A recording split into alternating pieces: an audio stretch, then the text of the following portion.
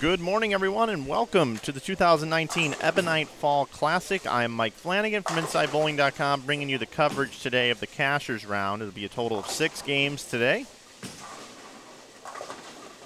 58 bowlers in total, bowling across 30 lanes. 2 of the pairs have 3 bowlers on it. The rest of the pairs all have 4. Let's talk about yesterday and how the bowlers got here. 3 squads yesterday, one at 8:30, one at 1:45, and one at 7. They bowled 7 total games. Through that, Tom Hess, who bowled on the A squad, led the field at plus 211. In second is Nate Stubler at plus 207. Third is Cameron Crow at plus 182. Fourth is Stephen Keeler at plus 172. Fifth is Chris Wiley at plus 171. Rounding out the top 10, Jacob Bedard, Tim Grundler, Dave Barris, Billy Hibbard, and Dakota Vostri.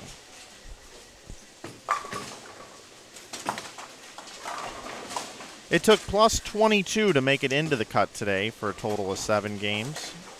It's a 203 average. And tying for that position, they were going to take 57, but because there's a tie, they went ahead and took 58, Brian Halen and Tom Adcock. We'll see if those two can make any sort of run to make it into the top 10, and that's what we're vying for here this morning. I want to welcome everybody here on our YouTube channel, and want to welcome everybody into the chat. If you have any questions throughout the day, I'll be more than happy to get in there and answer them as best as I can. I also want to talk about the title sponsor, Ebonite. This is the tournament formerly known as the Fusion Realtors Community First National Bank Open. And want to thank those 2 great sponsors for the continued support that they had over the years for this event. And they may be back one day. But for now, Ebonite has stepped up and taken over the title sponsorship. Ebonite makes the choice, the Futura, the Game Breaker 3 line, the Destiny line, the Maxim line.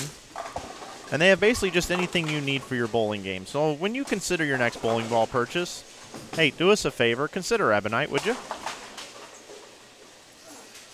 Also associate sponsors here, the Waterloo Convention and Visitors Bureau, been supporting this event for all 16 of them. This is the 16th edition. Tournaments consist here and also at Cadillac XBC down the road. Logo Infusion is another sponsor of this event. They have a coupon code running through the end of the year, GIBA19. GIBA19 will save you 20% over at Logo Infusion. Also, Brandon Steen bowls this event every year, and he tends to be very good at getting sponsorships. And currently, he works at USA Mortgage, and they also sponsor this event. So thank you to US Mortgage, as well as Brandon Steen. The Kingpin Bar and Grill right here at Maple Lanes donates a portion of all the food and beverage sales from the weekend back into the event. So thank you to Kingpin Bar and Grill. And inside there, the Budweiser family of beers also on board with this tournament, sponsoring the event. Make sure you make it a nice cold Budweiser and Bud Light. And also the Hampton Inn, also another great sponsor of this event. The bowlers are participating here on a very flat oil pattern at a 2.14 to 1 ratio. It's 31.14 milliliters of oil, and it's oiled to 43 feet. In front of us, you're looking at lanes 7 and 8 and 9 and 10, and I'll go over who's on those pairs of lanes with you right now. Dan Carpenter and Dave Dentlinger make up the 2 bowlers on lane 7, and on lane 8, Nick Pate and Zach Wolfel. I want to thank Nick Pate for joining me in the booth last night for the last game. It was a lot of fun, and our fun and frolic after the squad with our karaoke up here in the booth. So that was kind of fun late night last night, so thank you, Nick, for that. And on lanes 9 and 10, we have Joe Vivelacqua, Alex Denton, Dan Gifford, and Will Matafee. Also on this squad, I will tell you the rest of the bowlers that we have, and I'll just go through in the order that they qualified in. Tom Hess, Nate Stubler, Cameron Crow, Steve Keeler, Chris Wiley, Jacob Bedard, Tim Grundler, Dave Barris, Billy Hibbard, Dakota Vostri, Those are your top 10 that I mentioned earlier. Ronnie Fujita, Sean Riley, Blake Demore, Shea Bittenbender, John Marsala, and Casey Murphy. Demore, Bittenbender, Marsala, and Murphy are all in the same pair. They're calling themselves the Show Me pair since they're all from Missouri. Kind of cool how that worked out. 17th through 20th, Tony Manna, Kenny Calkins III, Josh Powell and Kyle Kroll. Tim Barrett, Jason Betcher, Troy Fuller, and Nick Walker make up 21 through 24. Jonathan Shallow, Jerry Mars, Nick Crummell, Rodolfo Madriz make up the top 28. Moving on to the top 32 now, and 29th is Billy Goodman, Brandon Dodge, Brandon Mooney, and David Kroll. 33rd position is Brent Boho. He's paired up with Seth Sakema, Brendan Schrammick, Kelly Bonta. And then 37th, 38th, 39th, and 40th consist of Adam Morse, Nick Heilman, a past champion. There's some other past champions I skipped over, but he just stood out to me. Russ Oviatt and Chad Nelson. Then Dan Carpenter, Dave Dentlinger, Nick Pate, Zach Wolfel right here, along with Alex Denton, Joe Bavelica, Will Matafee, and Dan Gifford. Then just to the right of these pairs, Alex Dirks, Jamie Clark, Brent Lobdell, Daniel Healy, and then Alec Carr, Brendan Williams, Andy Schutt, Darren Bloomquist, and then Brian Halen and Tom Adcock. That's your field today. The top 58 made it, as I mentioned before. Glad you're with us this morning. There's a $160 entry fee into the tournament. It's going to pay around $2,700 for first. Skip procedure for this round of the 6 games is skip 2, skip 1, skip 2, skip 1, skip 2.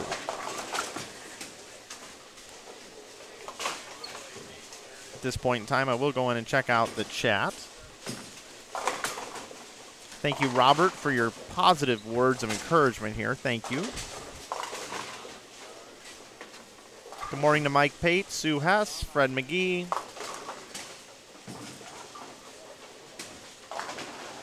Dennis Workman. All pins do carry over to today. Yes, they do. All pins do carry over. Dennis Workman wants to know, are we affiliated with Flow Bowling? We don't have any direct affiliation whatsoever, but Inside Bowling is a digital marketing company as well, and the PBA is one of our accounts that we work on. And we work very closely with promoting the Flow Bowling platform when we do that part of our job. So love the folks over at Flow. We have a good relationship with them and love what they do. Make sure you subscribe if you haven't already. Want to welcome in all 123 viewers this morning, as we do have the cream of the crop here. Hello to Texas Horns 02 this morning. Nice to see you here as well, bright and early. It's 9:17 a.m. I was talking to Joe Engelkis, the tournament director, just a little bit ago about how I think the scoring pace as far as how quick they'll get done today, and I figure around noon. Then the top 10 bowlers will qualify to the next round, in which the top 4 will sit because they'll be the top 1 through 4 seeds for the step ladder, but 5th through 10th has a long journey to the number 5 seed. 10 will bowl 7 and 8 will bowl 9. The winners of each one of those matches will then take on the 5th and 6th bowlers in a bracket, and then the winners of that match will then bowl each other to determine who is the 5th seed to then go up the ladder with the other 4 that have qualified and have been sitting for a little while, probably watching some NFL football in the lounge. Looking around here at strings, lanes 3 and 4 got started a little bit later. They're about 4 frames behind everybody, so it'll be interesting to see how the pace of play works out with that pair being a little bit behind. Over here on 7 and 8, as you can tell, Nick Pate, and I believe that's Zach.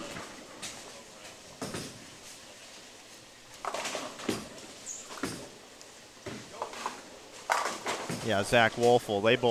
They're both perfect thus far. 6 in a row for Nick now. Zach 4 in a row. Nick said last night that he was going to maybe re-enter, but he thought, you know what, I think I can just go 200 over tomorrow and get into the top 10, so I'm just going to not re-bowl and just hang out. And so far, what he said is sticking true. We did just see the 5-pin get missed right there by Alex. Or actually, it was not Alex. It was JB. Joe Bavelica. Alex Denton actually up right now, the lefty. We saw him on this pair yesterday. Bowled pretty good last game to make it into the cut. Smooth lefty. Like the way he bowls a lot.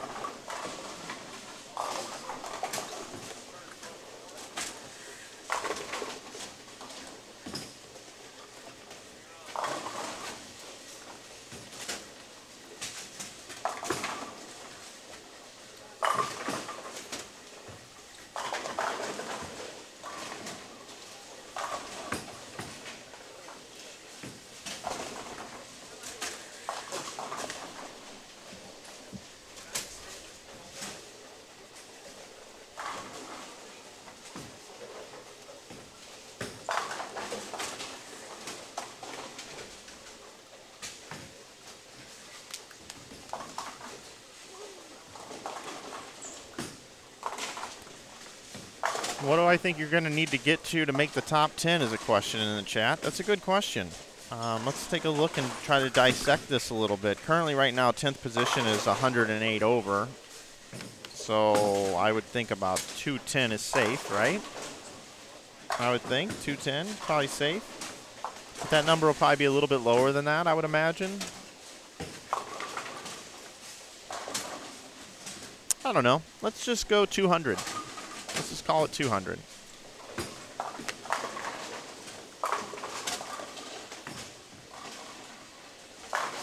We did have some extreme stream issues yesterday, and I have adjusted some of the settings here, and because it's a shared network, we were thinking maybe because everybody's getting on Netflix last night or whatever on a Saturday night in the neighborhood or something, that it could have affected what was going on. But hopefully today we have a nice, smooth, silky smooth stream. I really hope so.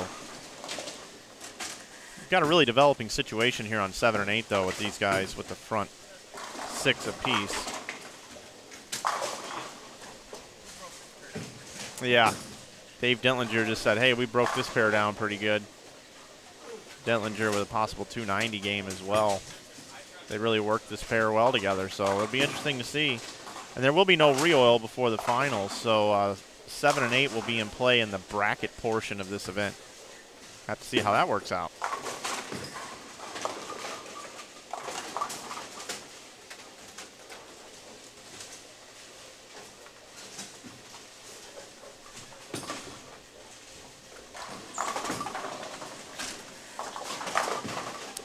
Nick Pate with 7 in a row. He's got that bowling ball really looking good going down the lane. It's there's no doubt about that ball striking.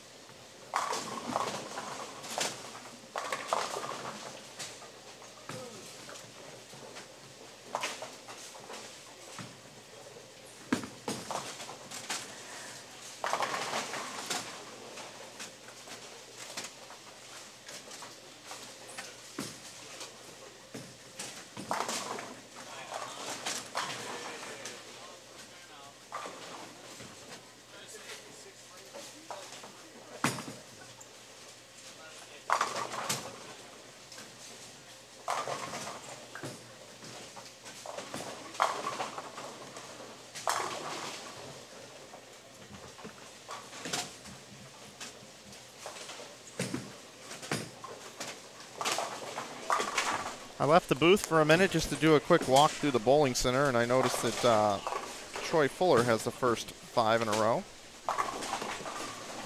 I believe that is a Crux Prime in Nick Pate's hand. That's what it looks like to me, but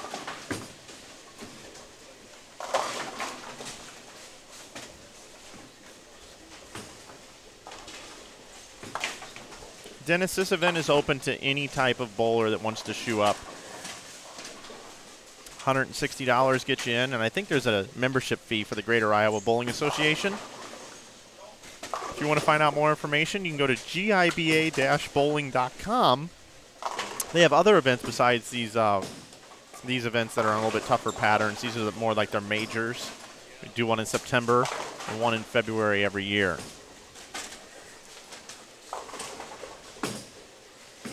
Fred McGee makes a nice observation, says that, hey, Mr. Flanagan, Nick is playing them totally different than yesterday, no urethane, and that's right. He did not start with urethane today. He started with resin yesterday and then went to urethane. He was talking about last night when I was talking to him about his round, his 7 games yesterday. Just 6 today, though, remember, everybody. So we will not see a perfect game on 7 and 8, but we will see some extremely high scores. Dentlinger now, if this was jackpots, like I like to talk about sometimes, he would now have the lead with a max score of 290. Possible 290, 277, and 279 right here on the board already. I'm going to take another wonder and see if Troy Fuller's still striking down there. He did have the front 5. I just want to keep an eye on that developing situation. I'll be right back.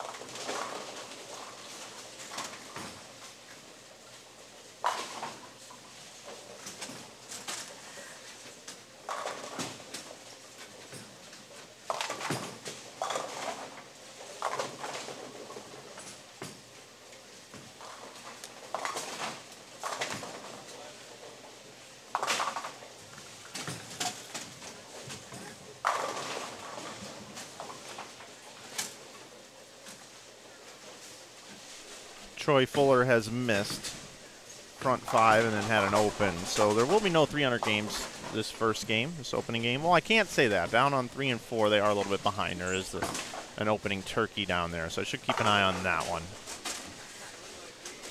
You guys are really seeing it here on 7 and 8. Nick Pate gives me a little nod to the booth. Working on that 200 over. Yeah, I know. Yeah, he can carry the big 4, Dave. Oh, we had a question here. Do we plan on doing the Realtors tournament? Well, if you missed the Open, this is the tournament formerly known as the Fusion Realtors Open. Fusion Realtors did not re-up their sponsorship. However, we want to thank them for the long sponsorship they had. 15 events, 15 of these in a row. Ebonite is now the title sponsor.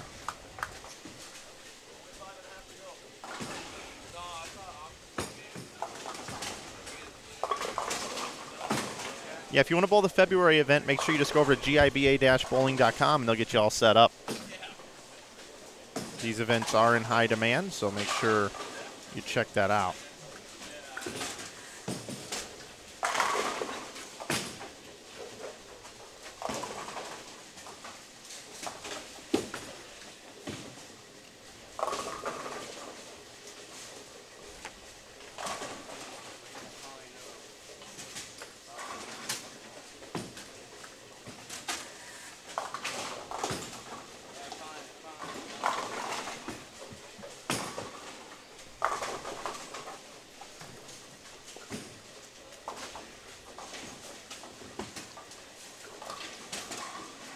Go take a quick peek over here.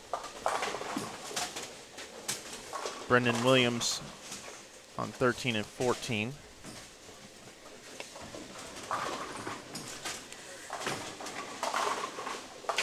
Bowling with Andy Shutt and Alec Carr.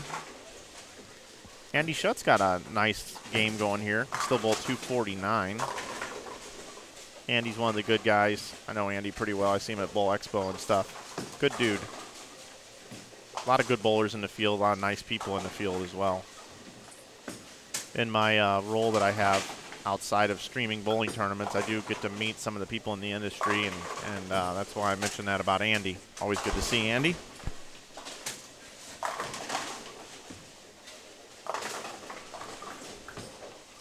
We'll stay here on him and see if he can finish out this 249.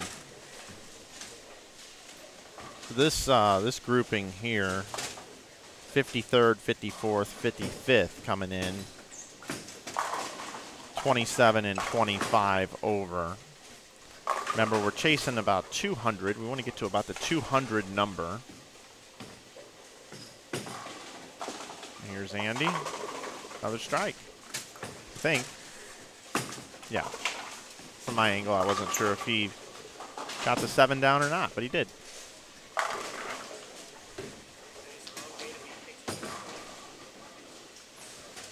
Take you back over here just to give you an update on these high scores over here on 7 and 8.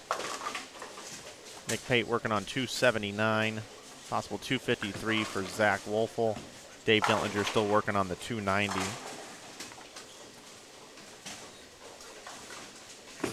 Nick's up right now.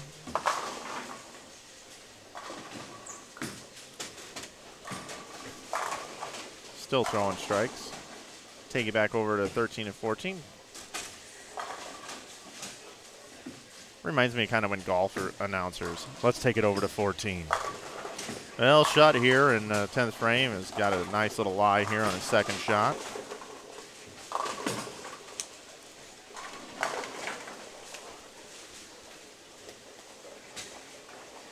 Looks like he's going to do a little fade shot there.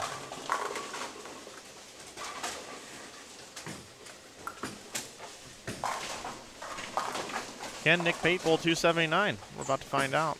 Switches balls. Gets another strike. 279 to start the day for Nick Pate. So Nick Pate is on the move. He goes from plus 45 to plus 124.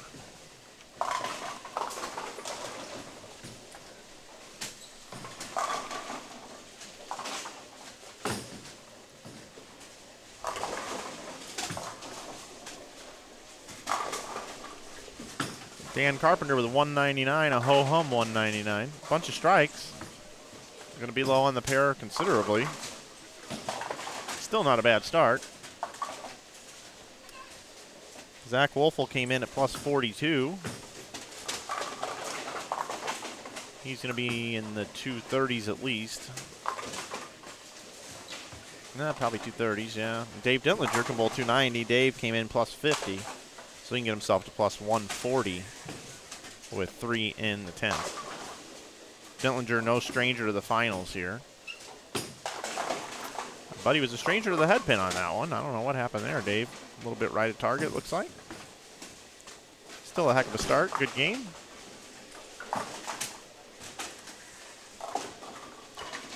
We started at about 9:10. Everyone, it's 9:32, and they're just finishing up with game number 1. So pretty quick pace this morning. Everybody bowling pretty quick. These days can certainly drag on here. Michael Martell won the last event. He's very deliberate to the line and delayed my time getting out of here, that's for sure. Hell of a bowler, though. Had a chance to see Mike start to compete out on the PBA Tour now as well. He's having some success. Wish him all the best. He was also retweeting some stuff yesterday, some of the standings and stuff, so he's still supporting the event even though he's not here bowling.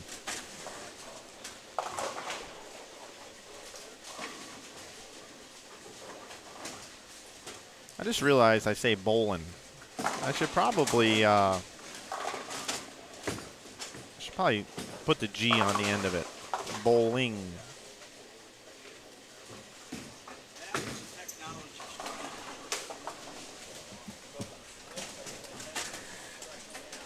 So Dentlinger with the open frame finishes with 256. Nick Pate 279, 237 for Wolfel, and 199. They got done pretty quick there. 9 and 10 still finishing out. Score's a bit lower over here on 9 and 10. 13 and 14 is going to have their second game start here in just a moment. New bowlers are already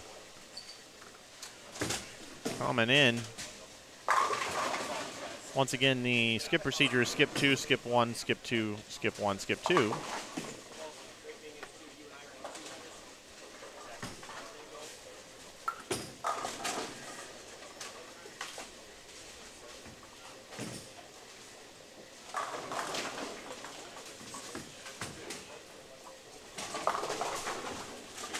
Will Inside Bowling be streaming the holiday doubles this year?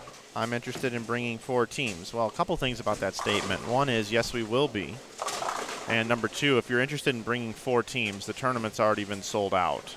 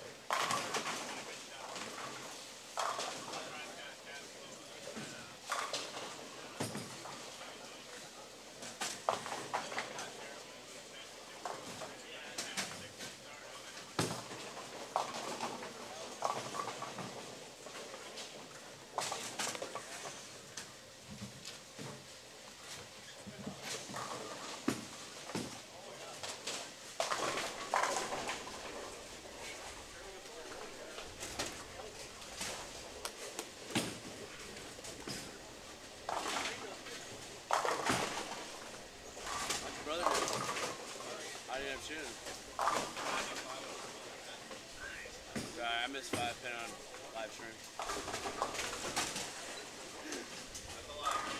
Huh? Yeah. I didn't even sleep till like 4:35. Woke up at 8:30. I was like, I thought it was already late. I looked at the probably lost my hair. Yeah. No. Good looking shot right there by Will. We're going to bounce out of here. We're going to go ahead and take over game number 2 coverage here. We're going to go down to 13 and 14. And I want to go here for a couple reasons. These guys bowled really well over here on 7 and 8. And they broke them down a certain way in practice together as a group. And now as they switch lanes, I want to see just how different the lanes play for these guys and how their scores come down, go up, stay the same. It'll be interesting to see. So once again, we got Nick Pate, Zach Wolfel, Dave Dittlinger, and Dan Carpenter.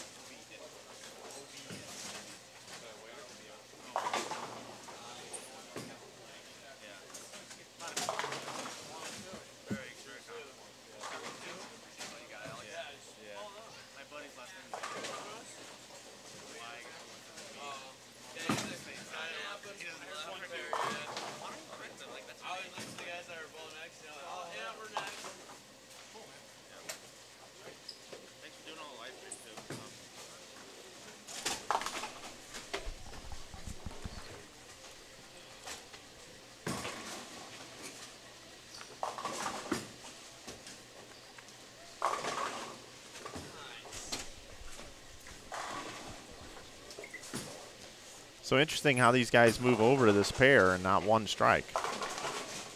Pair to pair, this place is always fun, let me tell you. That's why the scores stay low. I really do believe that.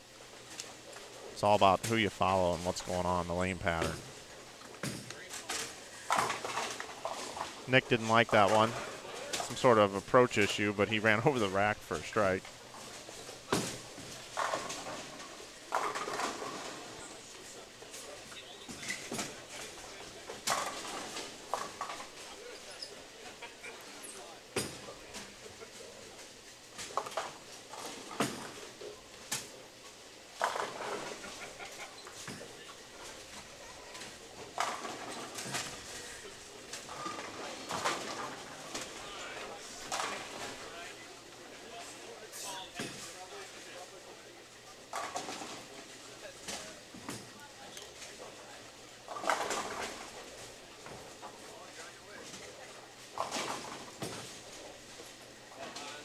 Robert wants to know what the pattern is.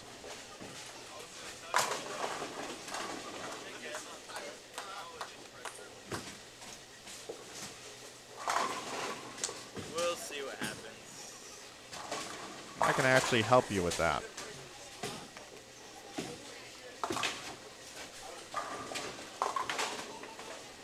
Here's a look at the pattern.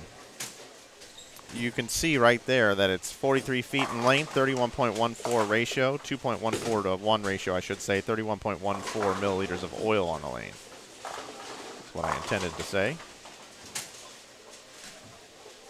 Screenshot that if you like. There's your oil pattern.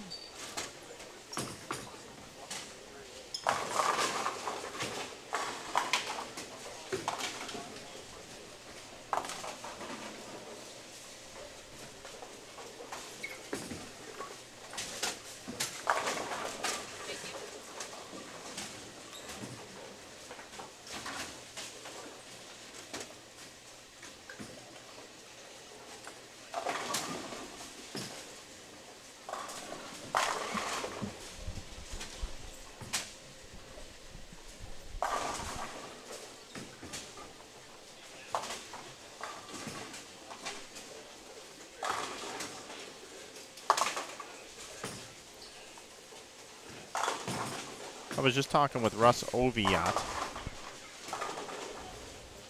and I was calling him Russ Oviatt. Oviatt, I think? Yeah, Oviatt. And he let me know that it's Oviatt. That's going to take me a little bit. But I've been watching Russ bowl for a long time. He bowled on tour for a while. He's from Arizona, just moved back home to South Dakota. Oviatt. Oviatt. Yeah, I think I got it right now. It's going to take me a little bit, that one. He's really cool about it, though. He's like, hey, man, it's no big deal, but this is how you say my name. I'm like, oh, wow, thanks. I remember when I first started working, I was doing some work for the PBA on Extra Frame, 7, 8 years ago. And there's a Russ over on the left side. You saw him trip the 2-pin. And when I was doing work for them, Joe Salvemini, it took me 2 weeks to get Joe Salvemini down. I still struggle with it. Joe Salvemini. And he was always bowling good, so he was always near the top. So I always had to announce his name. It wasn't easy. Give you a sneak peek over here. We only got one pair going. Just FYI. That 3 and 4 pair is going to be coming over to 9 and 10. So we're going to be a little out of whack here to start the day. Bring you back over here. Let you keep seeing these guys try to attack 13 and 14. Once again, these guys absolutely whacked them the first game. 270, 250, 230, 199 out of this group.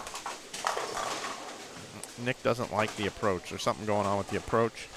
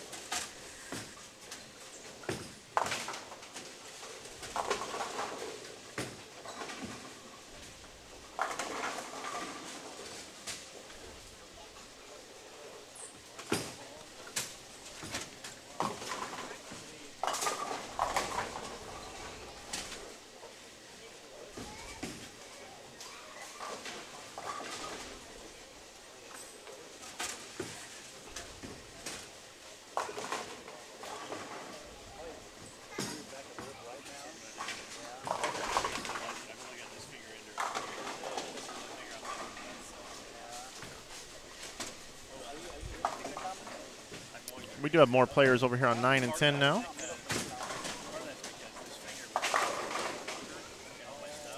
We have on 7 and 8. They've been bowling there for a little bit.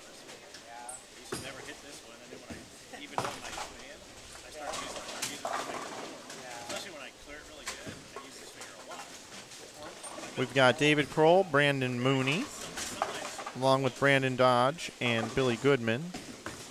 Also Brent Boho, Seth Sikima, Kelly Bonta, and Brendan Schrammick.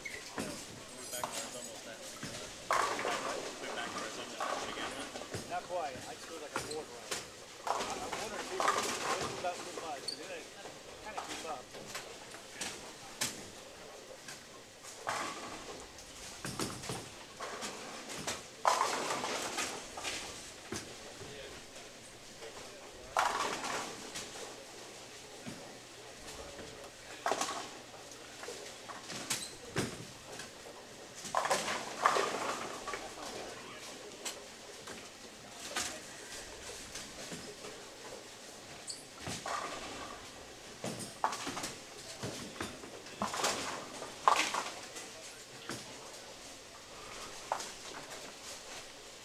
Wow, that's hard to do, chopping that 10 off the 610. But you see it so often.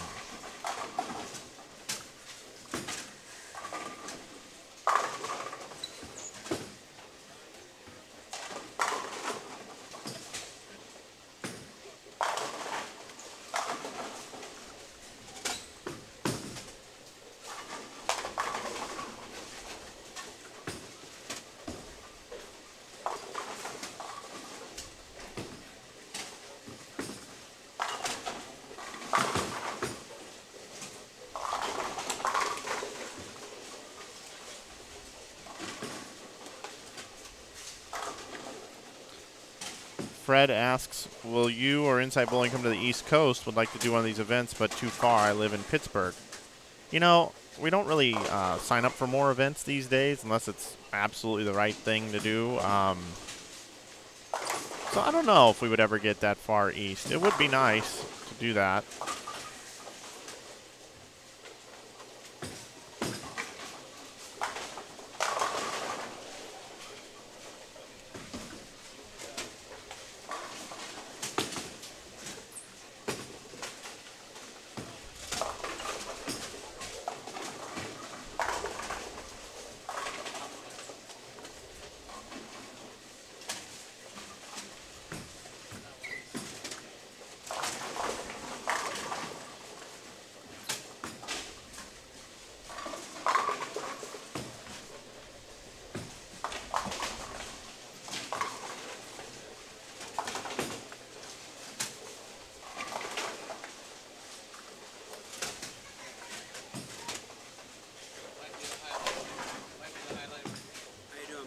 Doing all right. How about you? Hang it in there.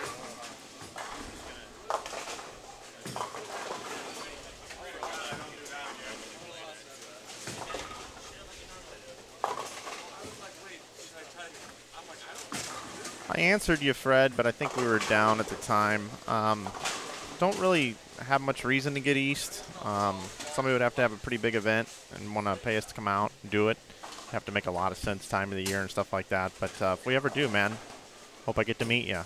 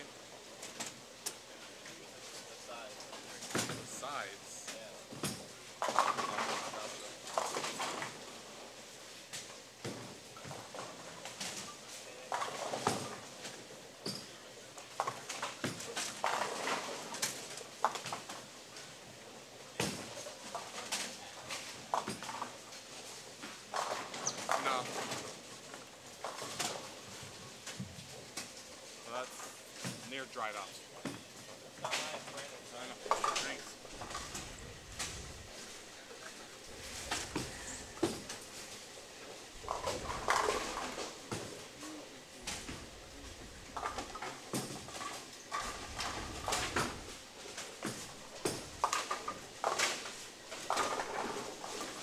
Your question in the chat of what do I think of Bull Arrow purchasing the PBA, I answered that yesterday. I will just say that my dealings with them so far has been business as usual.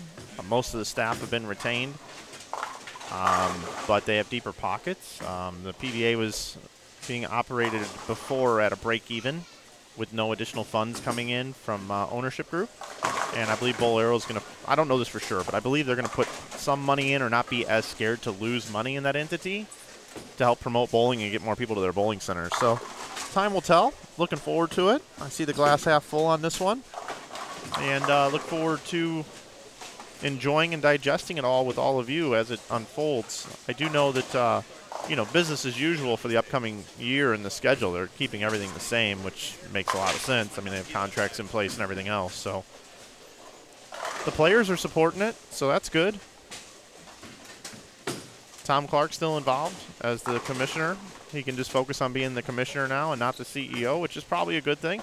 Allows him to really dive into that role more. So, no, it's been stressful the last few years for him, so wish those guys nothing but the best. Don't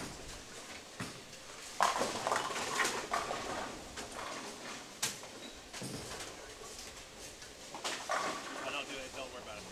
I'll make it work. Oh, yeah, sure.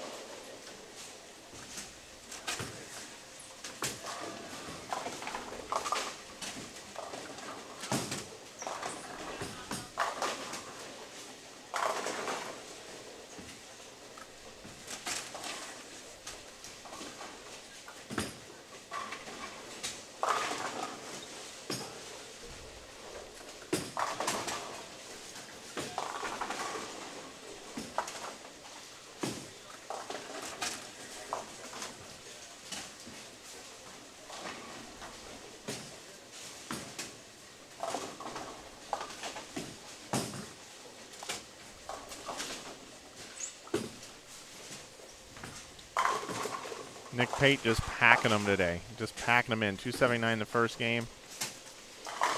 Possible 269 this game.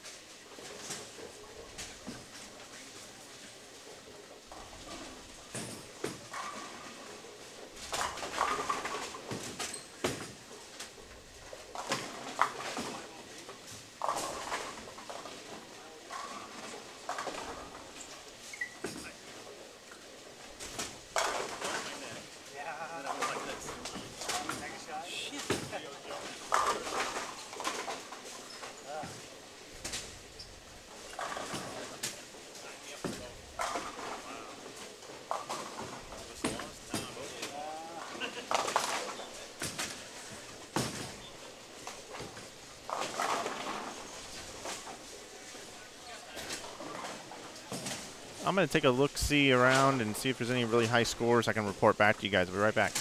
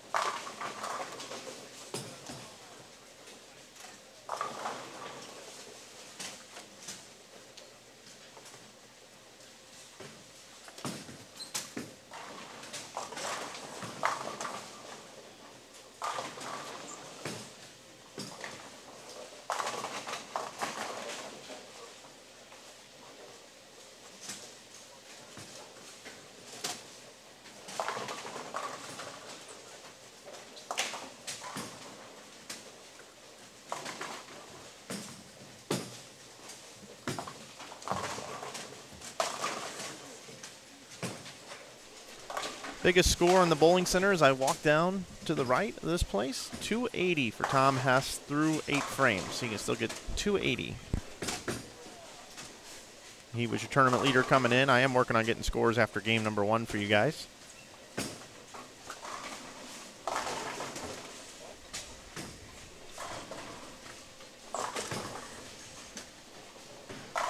This pair 9 and 10 being a bit behind the rest of the field. They started on 3 and 4, and there was a bit of a lane issue, so that's why they are a few frames behind. But it's not that far behind, so looks like they are making up some time.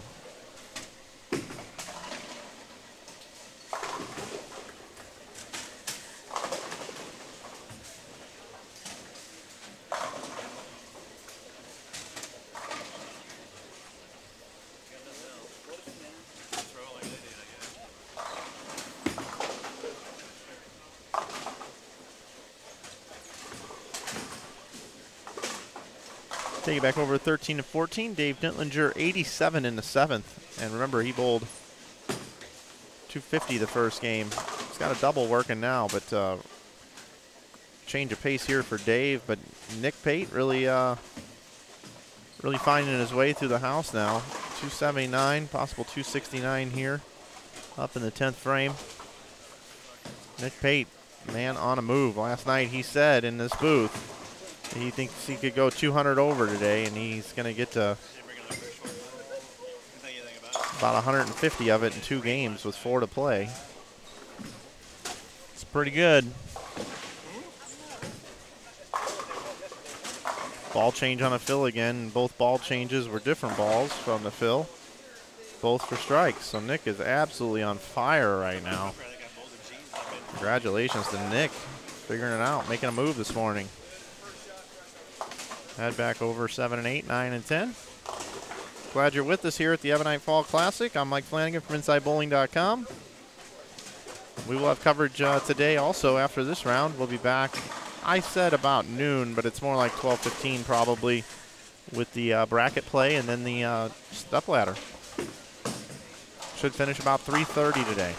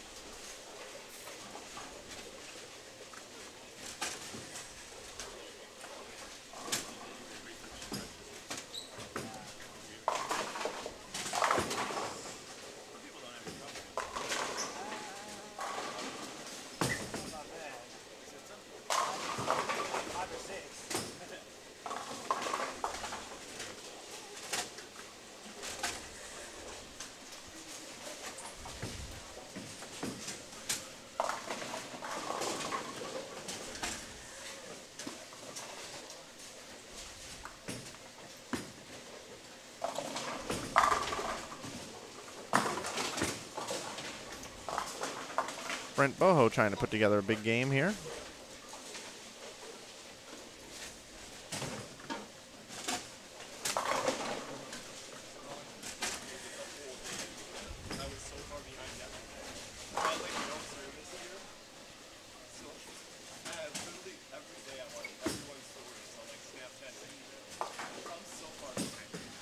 David Kroll, possible 279, the two-hander from Rolla, Missouri. I think that's where he's from, is Rolla.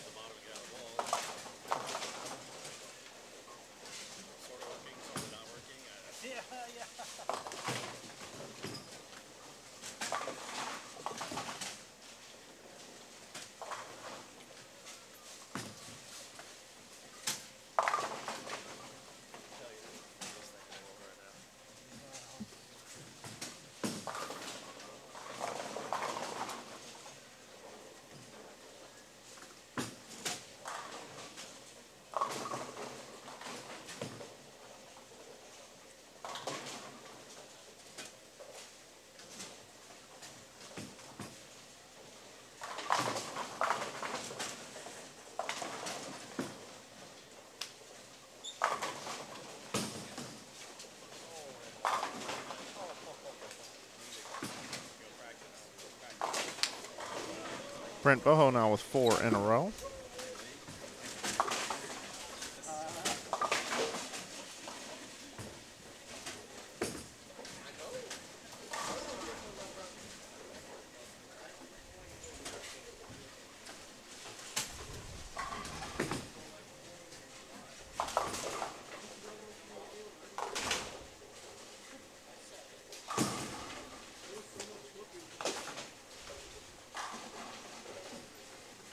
Good morning to Sean Walkner. How are you, sir?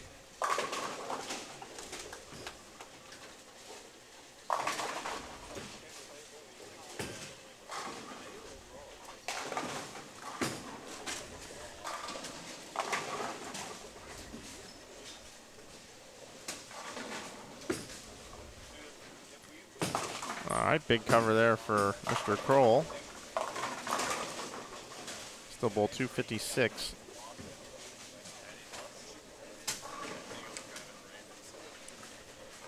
Kroll came into this round in 32nd position at plus 65. Remember, we're predicting around 200 is going to be the number to make it into the top 10. Nick Pate's already there after 2 games, after opening up at 279, 269. We'll keep an eye on him and see if he bowls 800.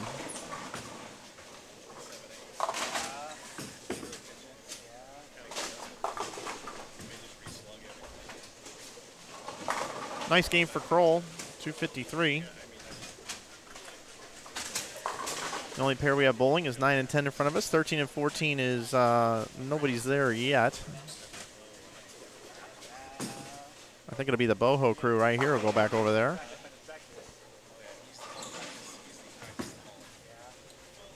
I think we're going to have Nick Krummel on our pair coming up here on our live stream. Coming up in the next game. Appreciate you watching this morning. We'll continue watching game number 2. Finish up here. I'll be right back with game number 3.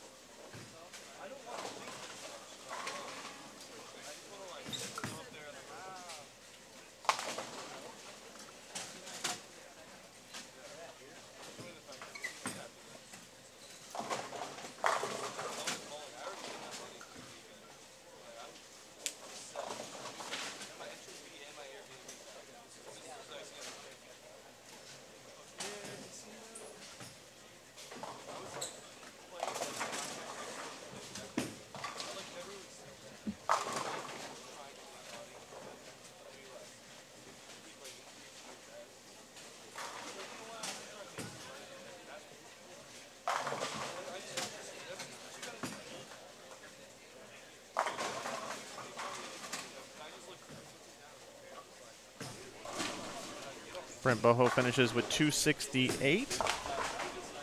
Brendan Stramick, 228. Six-pack now for Kelly Bonta. And Seth Sakima can still bowl 191 with a spare strike. Pretty good scores here on this pair. It's interesting when you get to Sunday, the scores do go as it breaks down. Tend to break it down a lot better on Sunday.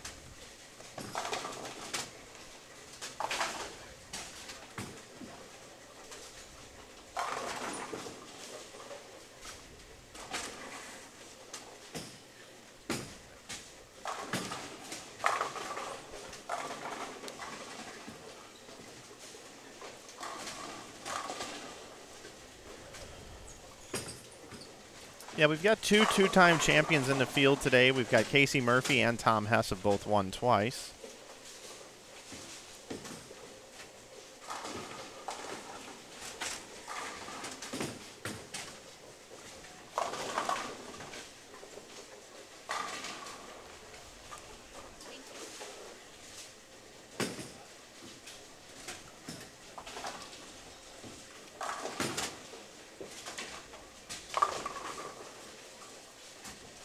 They're working on getting standings up this morning on Twitter. Should have that for you shortly.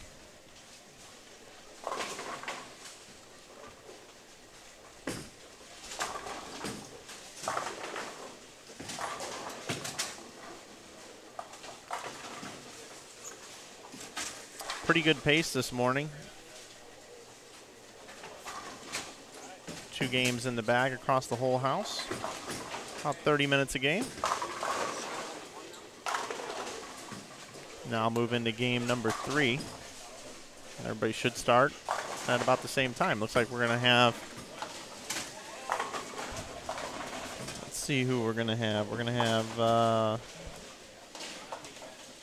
Tim Barrett, Jason Betcher, Troy Fuller, Nick Walker, along with Jerry Mars, Jonathan Shallow, Nick Crummell, Rodolfo Madriz right here in front of us.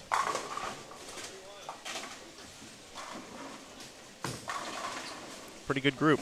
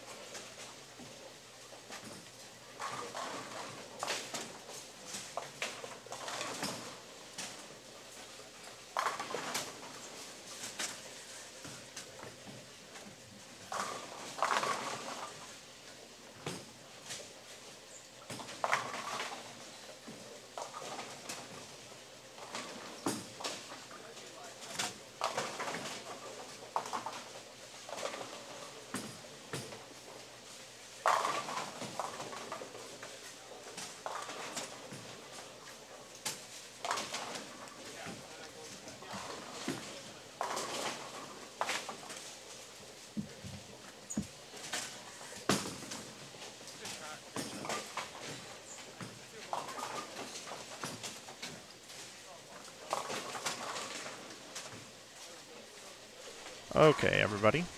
I know we've been having these stream issues. I've been working on some of it, doing the best we can with it.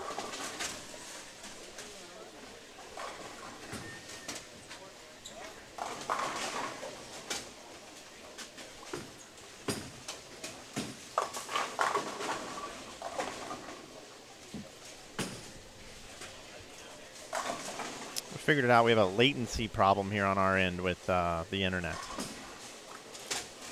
That's what's causing the issues.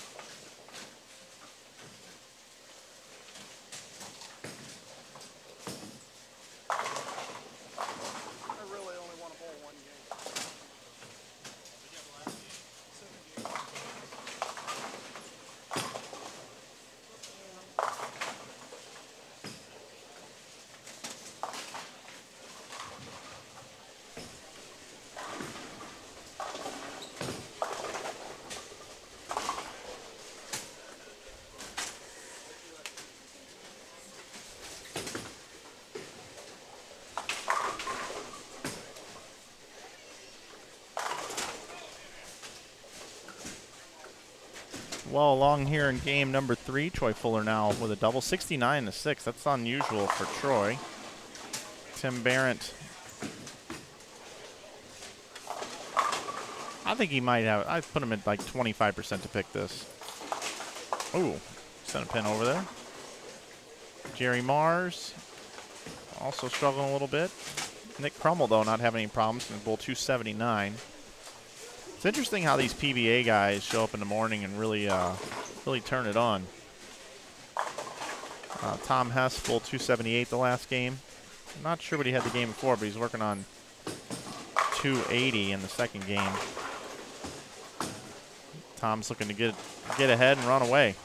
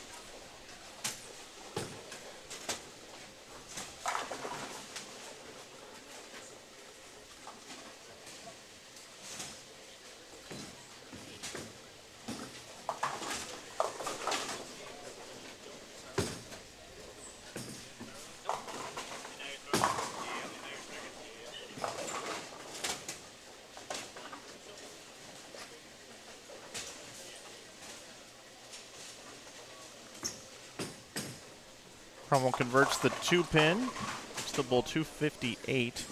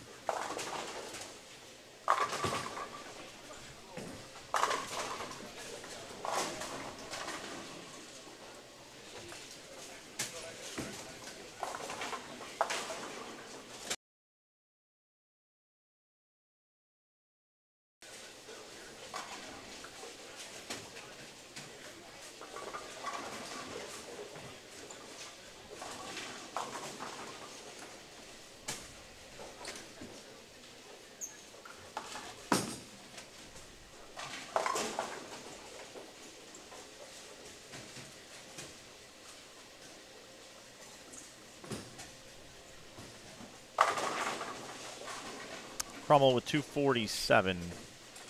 Shiloh can still bowl 191. Rodolfo 183. Jerry Mars can bowl 211. Tim Barron had 193. Jason Bescher has possible 192. Troy Fuller had 141. Nick Walker, 232, if he can clean this up. And he does. So that's going to take care of game number 3 here, but I do have game number 3 still bowling over here on 13 and 14, some familiar faces that we just saw. Brent Boho still bowl 212. Seth can get to 221.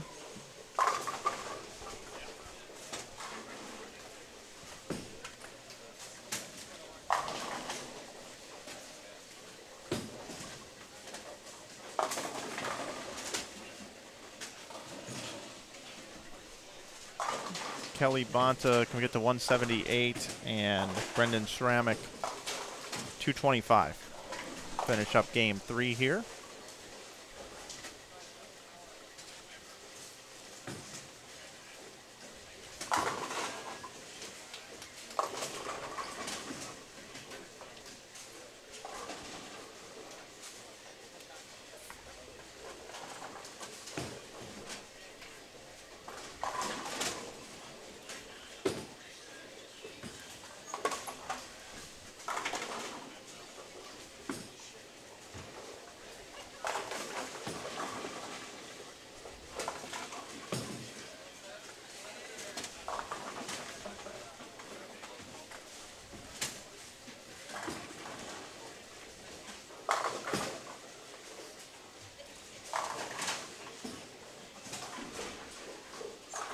Good morning. Could be bowling better, but I ain't like too much.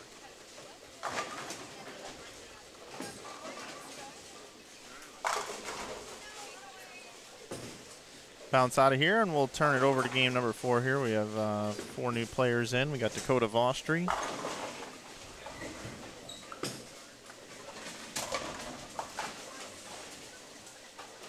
He was in 10th coming in. Billy Hibbard was in 9th coming into today. Ronnie Fujita in 11th, and Sean Riley was 12th coming into today's bowling.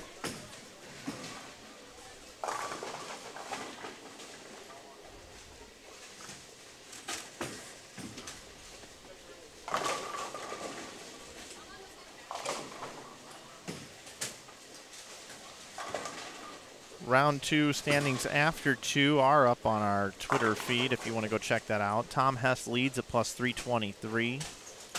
Then he bowled 279 the next game, so he's trying to get away and just run and hide. Cameron Crow's in second at plus 249. Third is Nick Stubler at plus 201. Nick Pate is fourth at plus 193. Dakota Vostri fifth at plus 183. Sixth is Chris Wiley at 182. Seventh is Dave Barris at 173. 8th is Brent Boho at 153. 9th is Billy Hibbard at 152. And 10th is Jacob Bedard at 143. So scores are kind of creeping up a little bit higher than what I would think. We were thinking about 200 would probably make it. Thus far, the scoring pace is above that right now.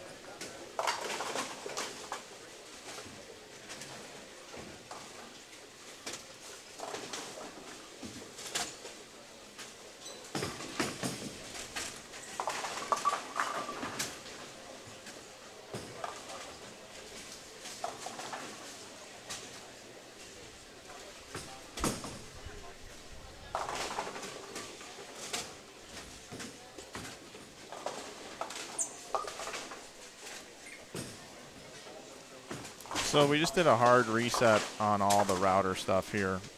That's why we were down for an extended period of time, but I don't know if it's going to be much help, honestly.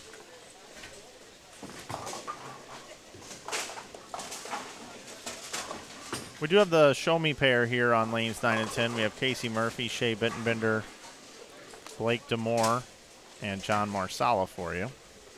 Casey Murphy's won the event twice.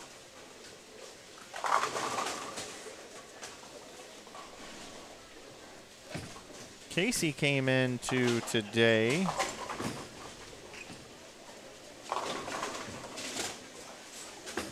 in 16th position at plus 101. John Marsala in 15th at plus 102. Shea Bittenbender in 14th at plus 106. And Blake Demore in 13th at plus 106 as well.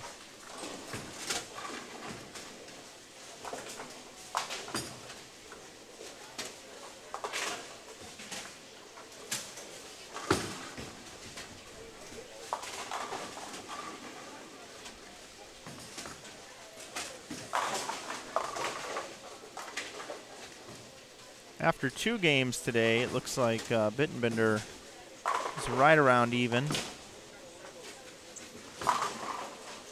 Marsala has gone backwards a little bit, but close to even. Blake Demore back about 20. Casey Murphy's been holding steady in 15th at plus 127. It's go time for these guys if they're going to make it into the top 10, that's for sure.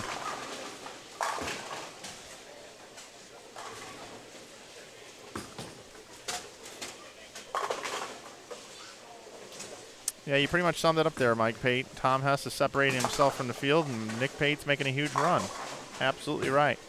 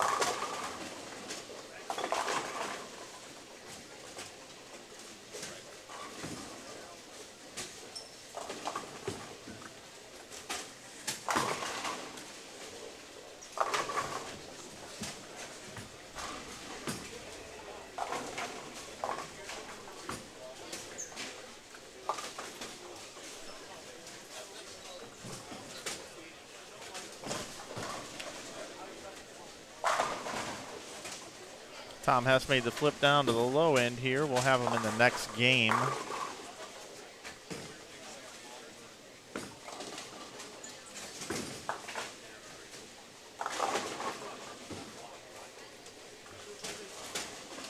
Don't forget, everybody, we will have archive versions of this with no interruptions posted on our YouTube page in the near future. Might actually edit them and start uploading them this evening before I catch a flight out. I'll let them upload overnight and try to get them up as quick as possible. But knock on wood, we've got some stability back to our stream, so we'll see how it goes. It's hard to get in a groove up here commentating when I know you're just not going to hear it. Seems kind of purposeless, even though we do put it back out on YouTube later. So here's Casey Murphy, spare double, looking for 3 in a row here on lane 10. It's been pretty good to him. All right.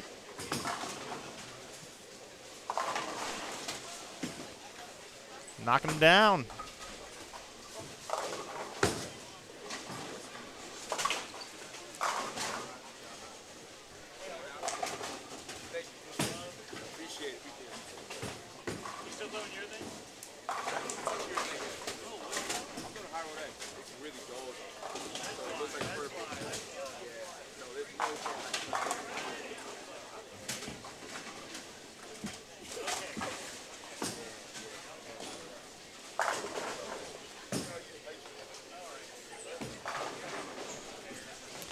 Dennis has a question. Do we have any shows that involve seniors? Well, I mean, this event has seniors, but I think you're asking just a pure senior event. You know, we haven't streamed a senior event. Doesn't mean that we wouldn't want to, though.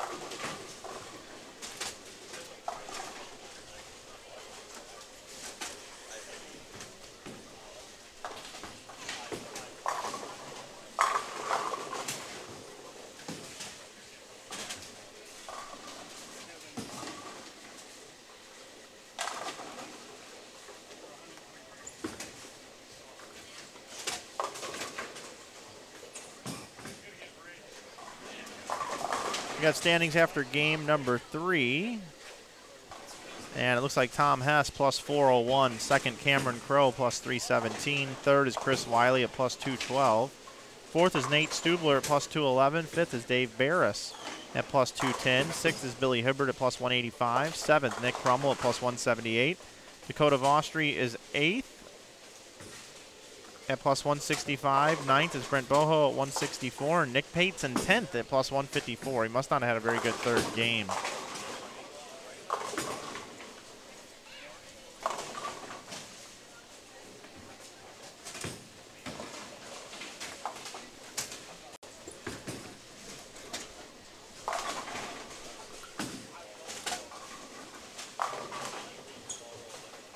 Casey Murphy's at 129. 154 is the number inside the top 10 after 3. Here in this game number 4, looking to make a run. He's got a spare triple and lined up pretty good on this pair.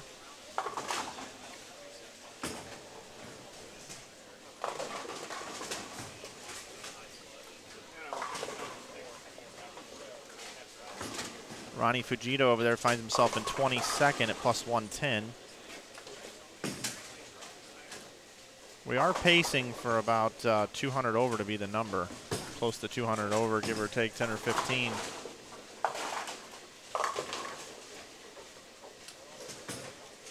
Murphy didn't like that shot, but thought he might have got a break and crossed over. But I think when he just saw the 6, 9, 10, he was fortunate just to see that. No split.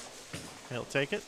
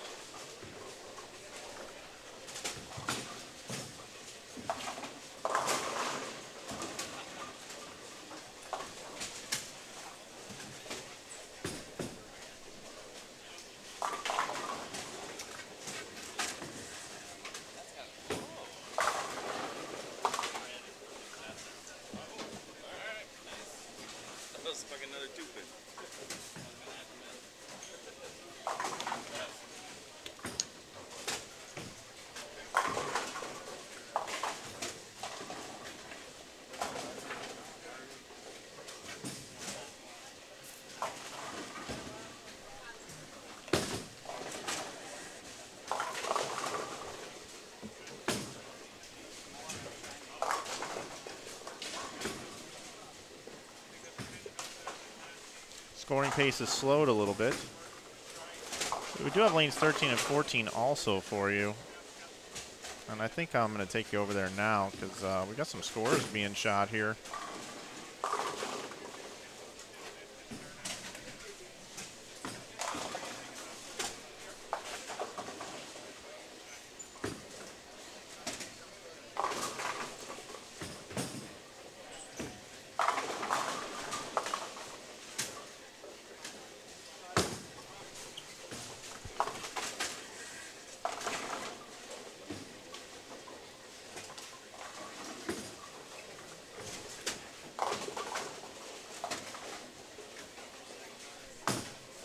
So we got Tim Barrett with spare triple.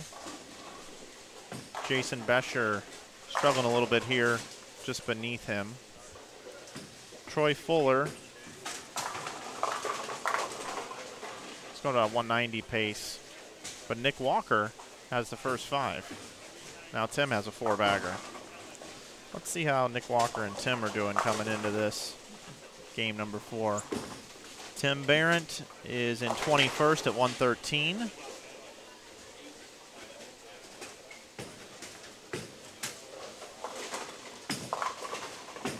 And Walker's in 38th at plus 67. So both guys trying to make a good run.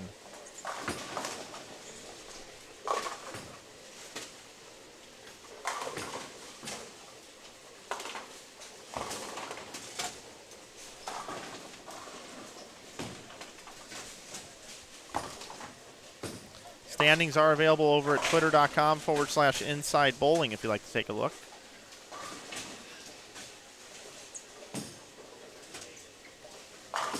And knock on wood, I may have fixed the stream here for a little bit, which is pretty nice.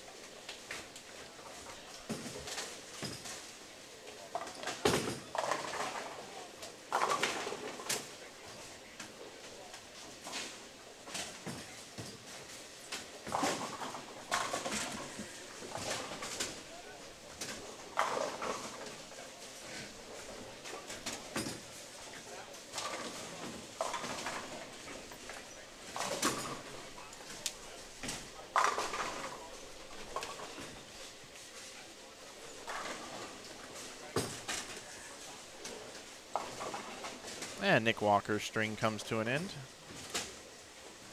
Take it back down here to 7 through 10. Sean Riley struggling. Dakota Vostry's got a 4-bagger working, looking for 5 in a row. Finds himself inside the top 10 currently.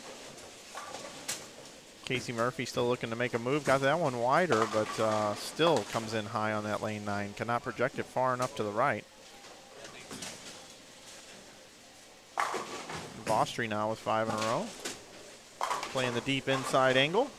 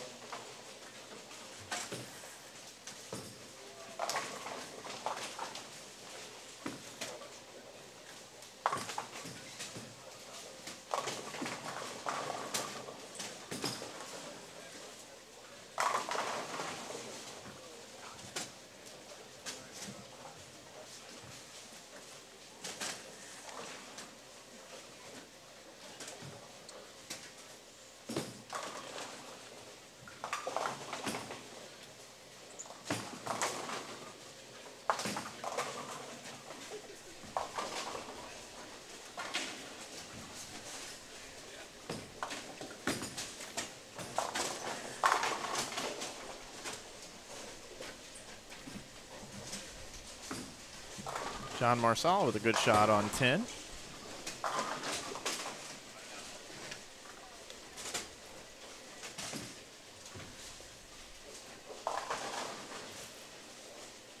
Vostry's got the biggest game out of these 8 players left. Tim Barrett just 4-pinned over on 13 and 14. He was working on a 4-bagger, had a 4-bagger going in, spare 4-bagger. Now he's left 4-pin. Keep an eye on Tim for you and let you know how he finishes out. Nick Walker went 6-3 in the 6th after the front 5 over on 13 and 14. Give you an update over there.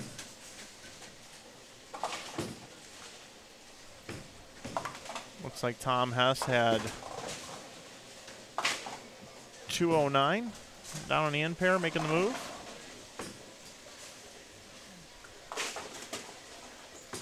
Tom Hess has a huge lead right now, as we mentioned earlier. Hess is plus 401. Cameron Crowe is plus 317. And then Chris Wiley's in 3rd at plus 212. So really big gap. Be hard for Hess not to lead or at least be the number 2 seed later on today. Casey likes this right lane. Vostry looking for 6 in a row.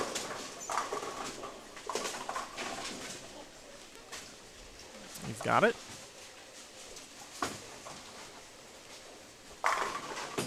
Bittenbender getting the ball to lay up just right on lane 9. Maybe Casey will get a read off of that.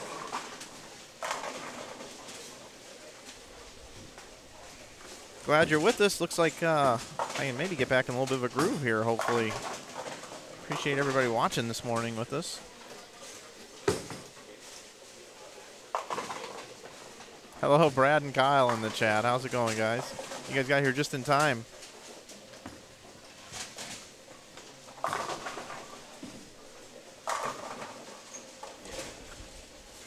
If you haven't subscribed to Brad and Kyle's channel, make sure you do. I'm sure you have, though.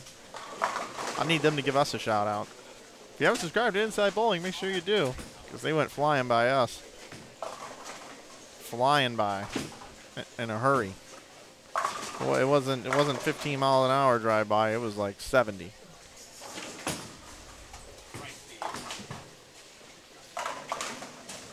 Who do we have from Brad and Kyle? Is it Brad or is it Kyle?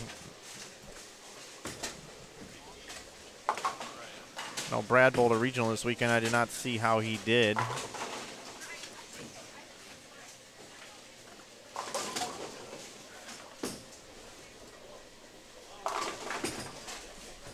Kyle's on the East Coast. Good morning to FF Bowler 300 in the chat. Hello. You guys that are just coming in, you guys have not had to deal with a little bit of stream issues we've had this morning. Not to say we won't get them back, because it's highly probable, but so far so good. Shea Bittenbender 3 in a row.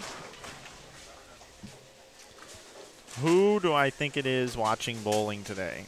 Well, considering Kyle's on the East Coast and was watching football and stuff yesterday, and I don't know how Brad bowled. If Brad isn't bowling the regional, he might be watching in the car driving somewhere with Frankie and whoever else he went with. I forget who he said, unless they made the cut. Man, I don't know. Although Kyle does have some time on his hands this morning, I'd probably go with Brad. I'm going to go with Brad right now, but if it's Kyle, wouldn't surprise me either. I really don't know. I'll just leave it at that. I don't know. Who is it?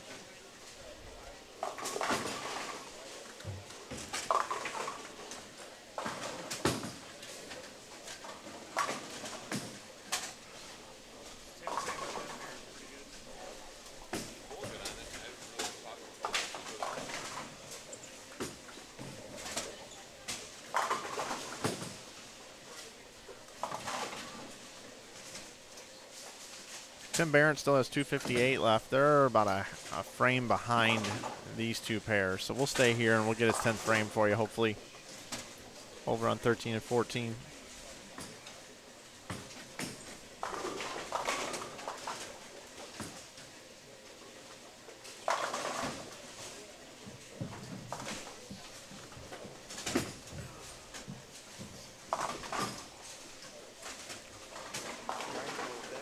Yeah, that game, what do you have, 2-0?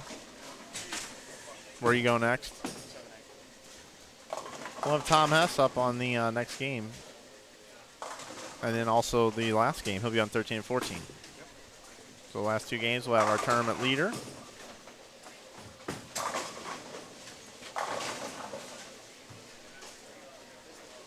What'd you have game 2? 236, 276, 278. 236, 276, 278. Got it. 209. And then 209. Part 5. Made a washout. It's Kyle in the chat. 10. Made 3610. No, I was wrong.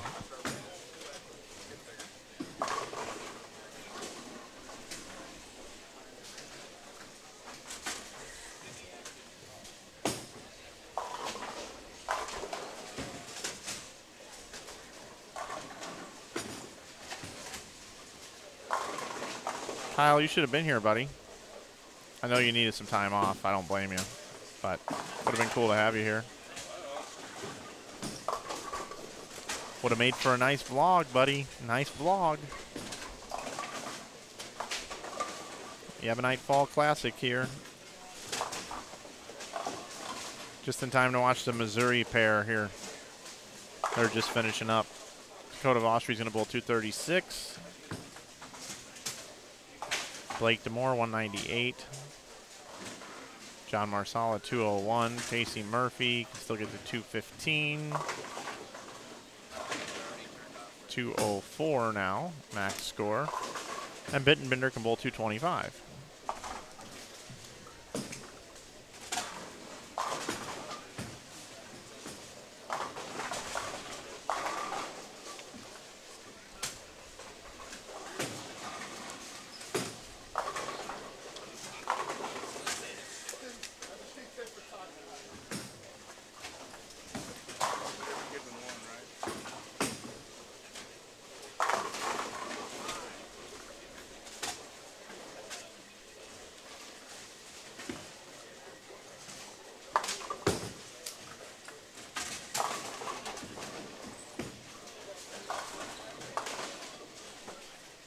Shea covers a spare. I'm going to take you over to 13 and 14 where Tim Barrett looking to make a move here.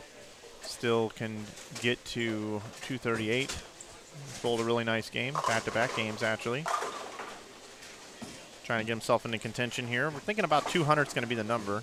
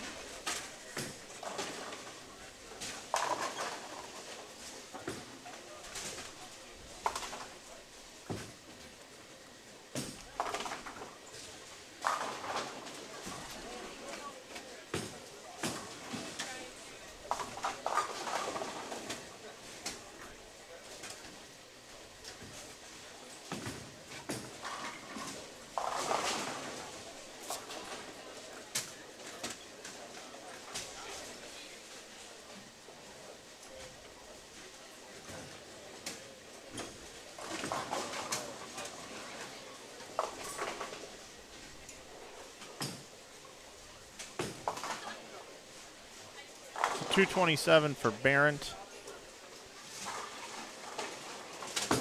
Troy Fuller 170, 180 it looks like. Sorry.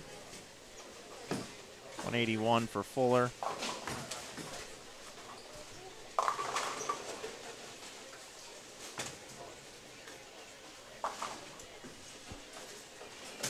See what Nick Weber can do.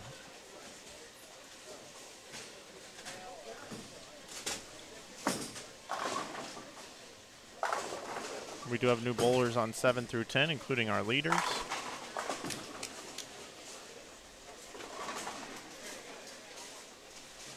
First hit in the 10th there for our man Nick. But I'm going to move things over to game number 5. Let you get your first look at the leaders. You see coming in to today, just to give you places, Tom Hess was in first, Nate Stubler in second, Cameron Crowe in third, Steve Keeler in fourth. That's your pair on the left. Then Chris Wiley, Jacob Bedard, Tim Grundler, and Dave Barris came in 5th through 8th. I'll tell you where they are now after 3 games here today. Tom Hess is leading. Cameron Crowe is in second. So Tom's at 401, Crowe at 317. Chris Wiley is in third at plus 212. Nate Stubler is in fourth at plus 211. Dave Barris is in fifth at plus 210.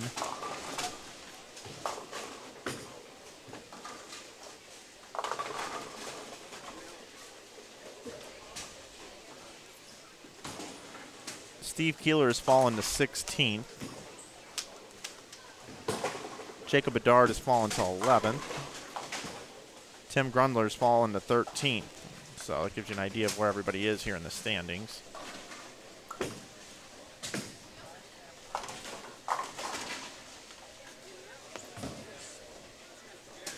Once again, Tom Hess this morning, bowl 230, 270, 270, 2-0 to start the day. He's got a good look. I don't know if he's still using the exact same ball. He used the same ball all day yesterday, the Ebonite Game Breaker 3. Happens to be the sponsor, and that's what he wears on his chest, so kind of a nice matchup there. Cameron Crowe, the lefty, is in second place all by himself. 105 pins going into game number 4 ahead of third. Throws it good. He's wearing an Elite Youth Tour shirt, so he's a youngster. Not sure how old he is, but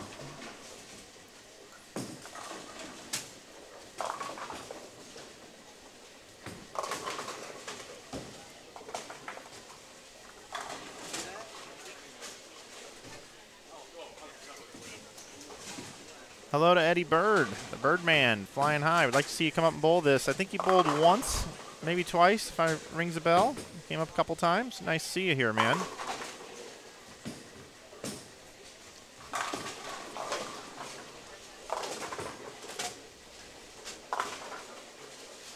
Leah, if you want to see the entire field, you can just go over to Inside Bowling's Twitter feed and you can look at all the standings. There's 58 bowlers. I went over it earlier this morning when I first came on the air.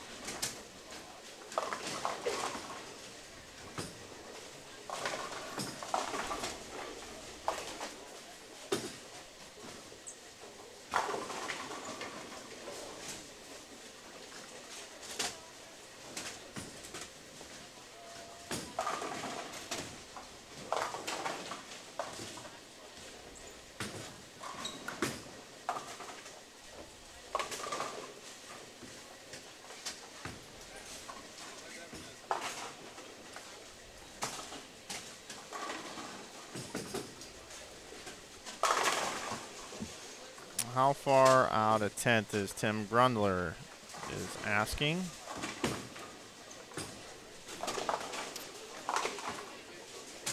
He's in 13th at 147 over. 154 is 10th right now. Mr. Pick.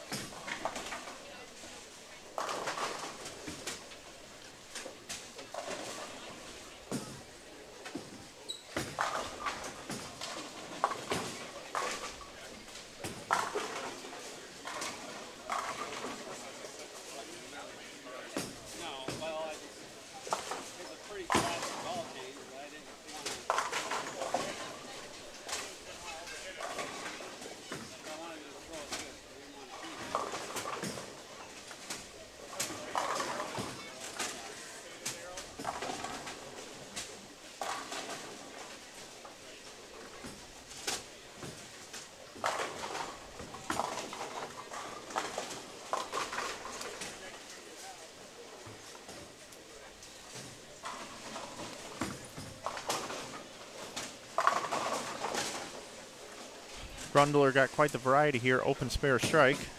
A lot of opens on this pair right now on 9 and 10 with these guys coming over.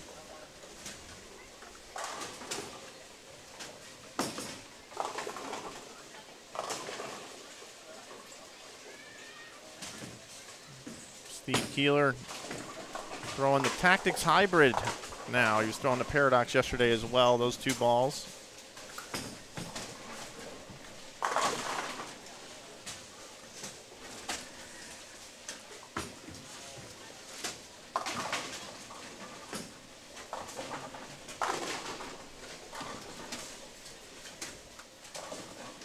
Cameron Crowe with a 6-pin. And Dave Barris.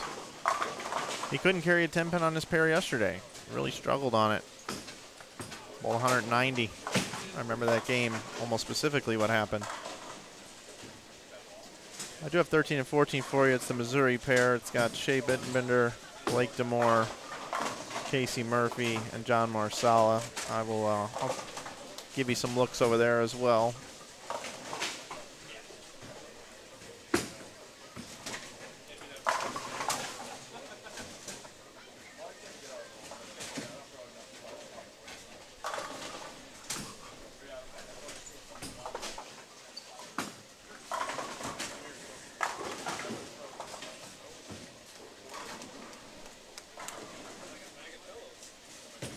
Go there now. Marsala looking for an opening triple.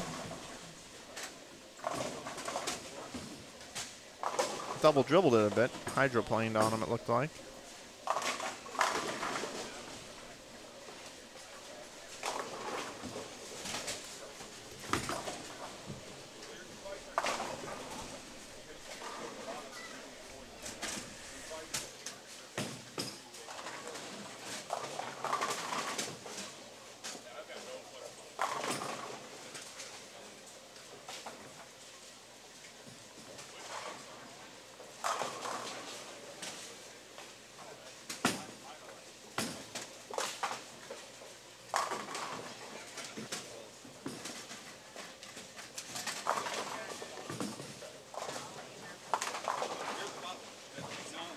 I've been really impressed with the way Dakota Vostri's been bowling recently. I mentioned yesterday that he did go to the PBA stop, the summer swing, and made it into the top 24, I believe it was, or maybe it was 18 for the Illinois Open, which was the combined of the other events. You gotta be throwing it pretty good to be able to compete at that level. No surprise to see him inside the top 10 here today.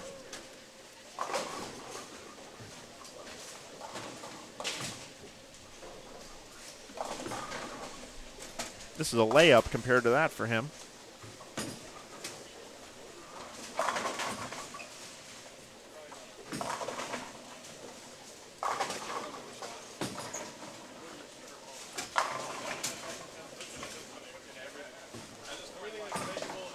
Bittenbender with a double. Check back in over here on our two main pairs. 7 and 8, 9 and 10.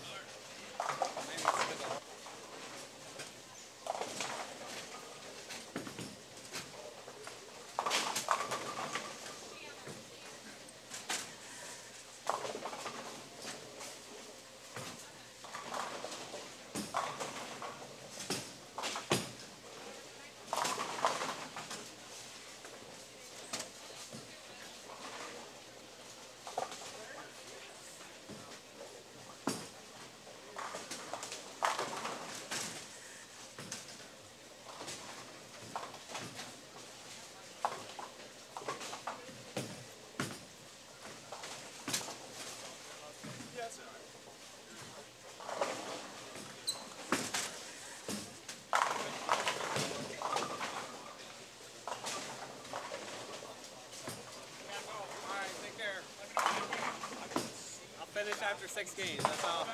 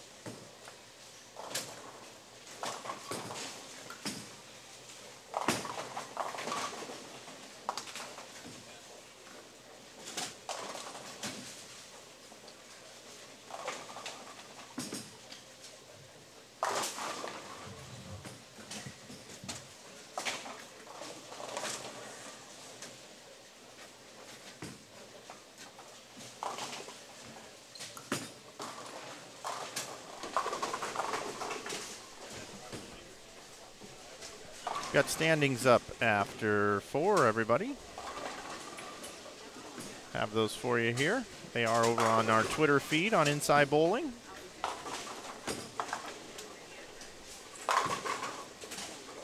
Let's take a look at the leaderboard.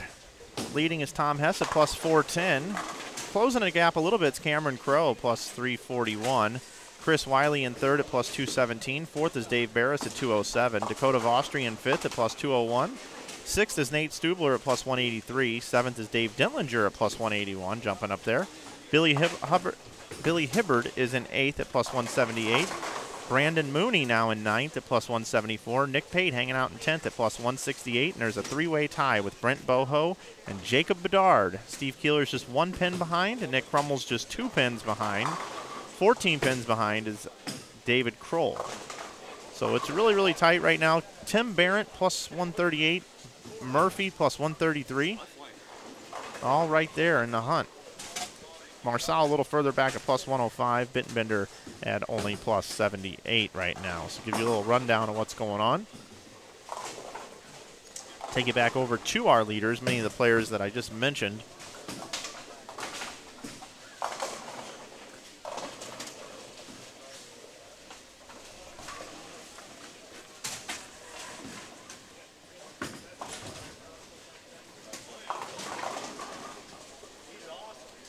Dave Barris having a hard time getting the ball to tip off the end of the pattern.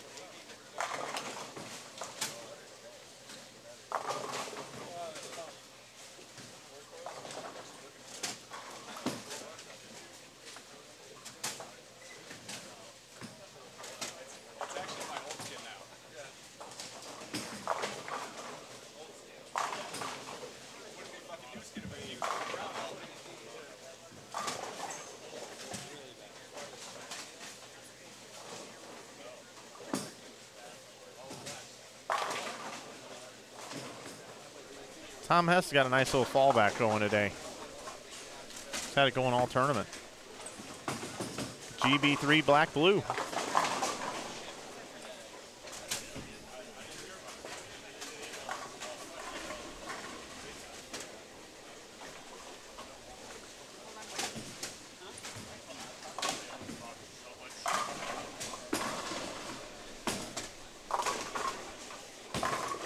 Steve Keeler asked it to lay off, and it did.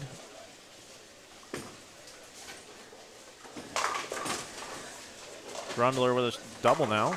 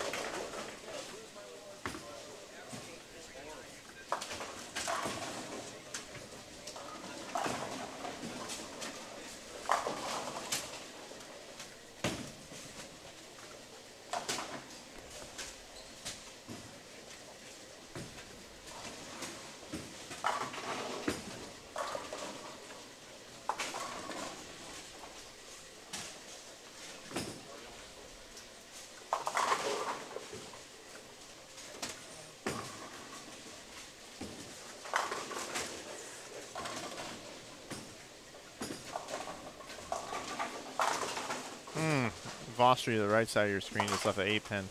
Solid 8.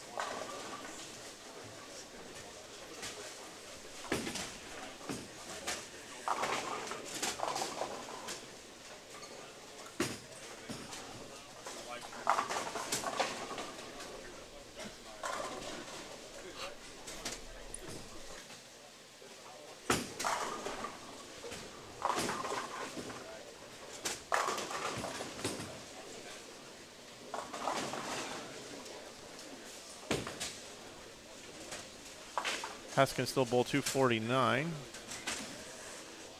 Cameron Crowe 217. They are in first and second.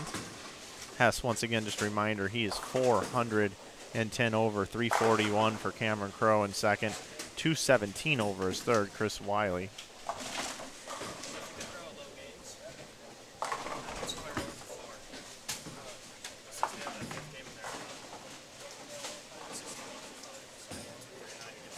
You need 239 to get the 200 over, Nick. He's 161 over with a game to go. Nick Pate with a 161 game. Interesting.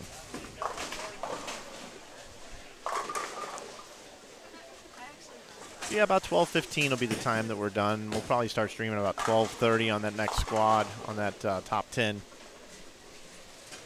Just to let everybody know, about 12:30. I have it marked on YouTube at noon, but 12:30 is going to be the time.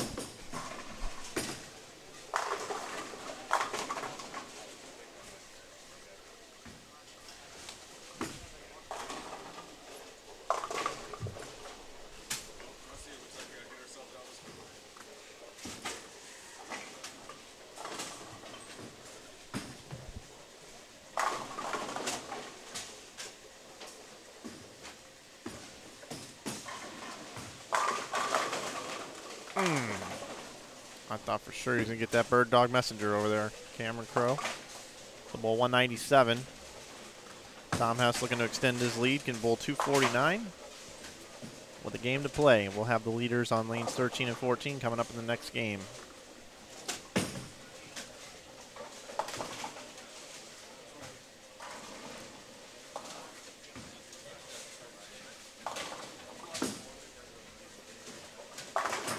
Ooh, solid 9.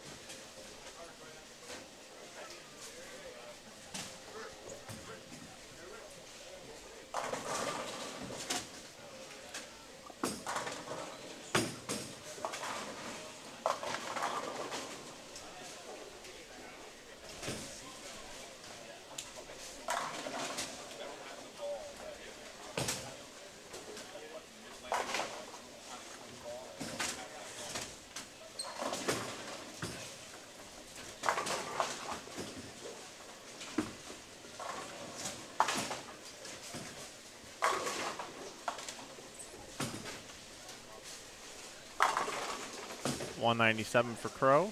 Hess can fill it up with 228. Dave Barris crumbles it out. 5-7 out of there. He's happy to see that. Hess with the ball change. Looks like a Heat Lava. We were talking about his whole ball arsenal last night. That's how I know that. 228, good game. Extends his lead. 31 more pins over Cameron Crow. Takes back kind of what he had after the last game. Oh, Tim Grundler just runs over the rack for a solid 7. That was kind of dirty.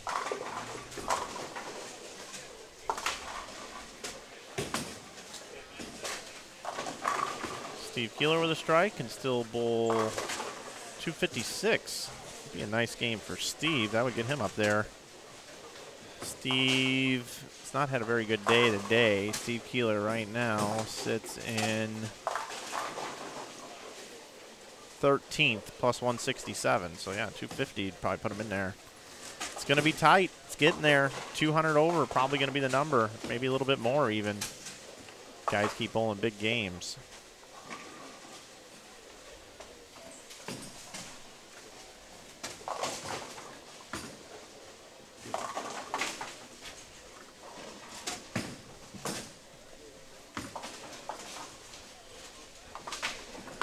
Second shot in the 10th for Keeler. 10 back.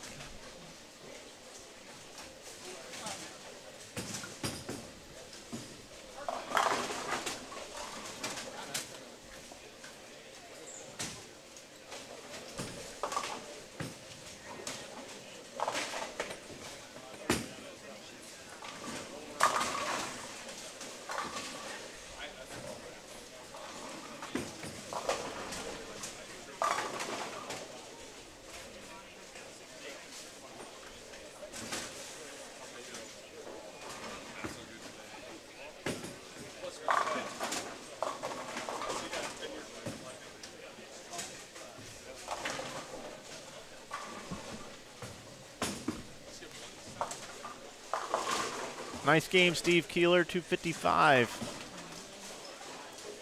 Gets himself right back in the top 10 with a game to go. Dave Barris trying to get the 10 out. Just trying to get that 10 out. Oh, he gave it just a little more touch there. Got the shape up, trips out the 4. Got 215 for Tim Grundler.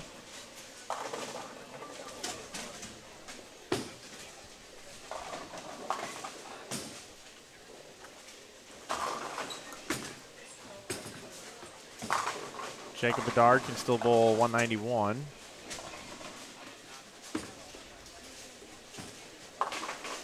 Chris Wiley with 175.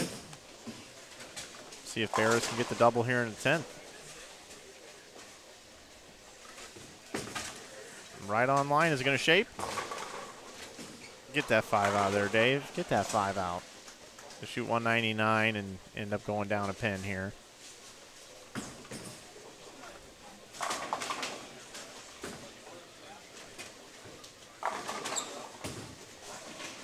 I missed a shot over here. Casey Murphy just ran one out pretty far. He's actually apologizing to Tony Manna as he probably caught him in his backswing. Manna struck anyway, so it didn't matter, but Casey Murphy got pretty animated on this one as we switch back over to 13 and 14. Got a prize list here. Got a prize list from Joe Engelkist. $2,700 for first, $2,000 for second. $1,500, $1,250, $1,100, $900. Then the 7th and 8th finishers will both receive $750. 9th and 10th will receive $650 each. 11th, $600, $575, $550. Goes down by a quarter all the way down to 21st, and then it goes $380, $370, $370, $350, $350, $340, $320, and so on down the line. $160 entry fee. They're cashing 58 spots. Plus, they've got some additional females that they're paying. 4 of them. Tanya Rumpemper, Linda Keeler, Shelly Hammer, and Stephanie Silowitz. So $28,385 paid out. And the Bet You Win pot, you can pay an additional $10 to get in that. If you win the tournament, you get $610 additional dollars. Shea Bittenbender now running one out right in front of Casey. Just having some fun down there. After Casey ran that other one out. But Casey's looking to jump in there here, looking to make quite a move. Remember, Casey has won this tournament twice. So has Tom Hess.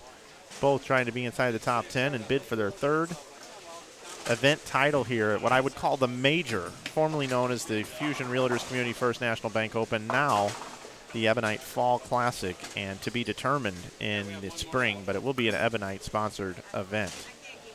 So that's going to do it for game number 5. It's in the books. Game number 6 is up next. Probably couldn't have guessed that one, everybody, but that's what it is. It goes 5 and then 6. That's how things were set up here on planet Earth. So we're going to go ahead and build you a graphic real quick. Get that posted, and we'll take you down to action. It's just getting underway down here in the 6th game of this Cashers Round. We're glad you're with us this morning on Inside Bowling. If you haven't subscribed to our YouTube channel, make sure you do. We appreciate that. Also, do want to let you know that we do have merch for sale as well, and you can save 20% this weekend with coupon code LIVE. I've seen a few sales come in this morning, so thank you. InsideBowling.com. We make a bunch of T-shirts and stuff like that.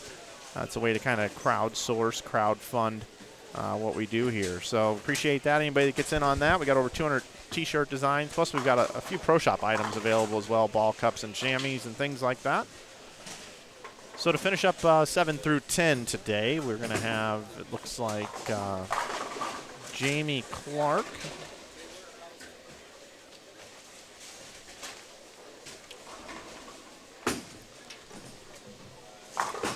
Brett Lobdell, Daniel Healy, and Alex Dirks. And right next door, Andy Schutt, Darren Bloomquist, Alec Carr, and Brendan Williams. And then on 13 and 14, we will have your leaders, Hess, Stubler, Crow, and Keeler for you for the final game. How you doing, Tom? Good?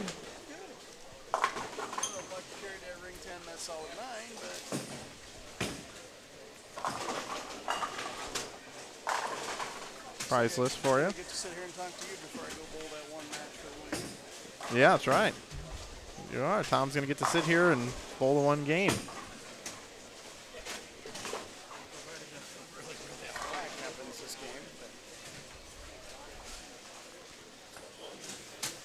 How old is Cameron Crow? You got any idea, Tom? 18. How old? 18. He's 18, huh? Freshman at St. Ambrose. Freshman. Okay. Is he an adult bowler now, or is he youth and bowling for smart? Any idea? That I don't know. Looks like Sorry, gotta go. Gotta be all Hess is being called out by his parents saying, dude, you going to just sit in the booth, or are you going to bowl your final game here, pal? Hess does love this booth, and we appreciate him coming by and sharing his knowledge. It's always nice to have the tournament leader hanging out up here. He does it even if he's out of the cut. He constantly comes up here and helps us out. You know, the guy's got a lot of experience, a lot of insight. It's nice to find out what he has to say. Not only does he knows all the bowlers up here because he's from Iowa, so that's a great perk to having him up here. And then the second thing is you know, just all of his knowledge and all of his success in bowling out on the tour, and all his Road Warrior weekend tournaments, and how many times he spends on the road in the car. It's always nice to get his feedback and his information from him. So I'm going to, at this time, I'm going to just flip us over to the leaders here. Not that 7 through 10 aren't worthy of putting on camera, and I will get them on there. But the leaders here is going to give us a real preview at what we're going to see throughout the day today when we come back for the top 10. And if you're just joining us and you're not familiar with how this event works, what's going to happen is 1 through 4 seeds are all seeded 1 through 4, like in your traditional step ladder, like you would see on the PBA tour or the PWBA tour. So just know that the top 4, they're sitting there waiting for this step ladder to occur. The problem is there's no 5th bowler determined as of yet. And how we get the 5th bowler is by giving 5th through 10th a chance at that 5 seed. And what they do is they make a modified bracket here is what they do. So the 10th place qualifier is going to bowl the 7th place qualifier in a bracket. And in the other side of the bracket, the 8 and the 9 are going to bowl. The winners of each one of those matches will then move on, not to bowl each other, but to bowl the 5th and 6th seeds. Then they will bowl, and then the winners of each one of those matches will then bowl each other to determine who's 5th or 6th. And then whoever is 5th gets inserted into that top 4 step ladder. So that's a mouthful. It's a lot to understand, but that's what they do here. It gives a lot of guys a chance to get in there, make the cut, have a chance to win the tournament. 10 guys have a chance. I mean, it's a long road to get there, but I think Smoking the Bandit talked about it. It's a long way to go, a short time to get there, but you can get there with this format. It does allow for that.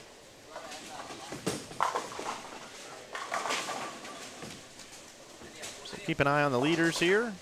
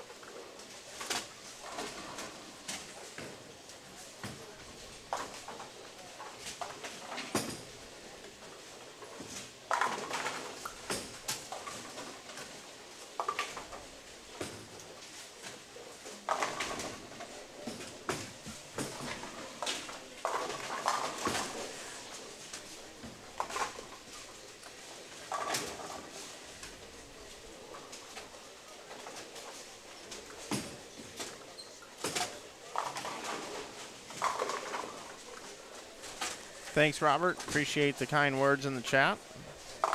I'm just tickled to death that this stream has stayed on for about an hour straight with no interruptions. So we did go back and reboot a couple of routers and gave everything a fresh restart. And it looks like things might be okay for the rest of the day. I hope. I hope so. But that's frustrating. I know you guys get frustrated with it. So keep her rolling here. Looking forward to seeing the scores after Game 5. We should have those for you in about 10 minutes, give or take a few. And when we get to that point, we'll be able to paint a little bit of a picture to see just how this thing's shaking out, how we end up here. We know Hess and Crow are locked. We know those guys are completely locked. Hess is going to be your #1 seed, and Crow's going to be the #2 seed, barring like a complete disaster. I mean, it'd have to be something really bad, like something we've never seen before in bowling.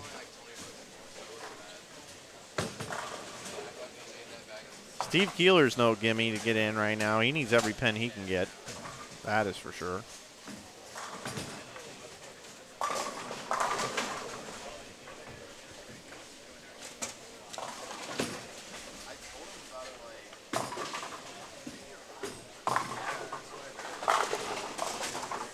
Nate Stubler's in 6th at +183 after 4. So no gimme for Nate either.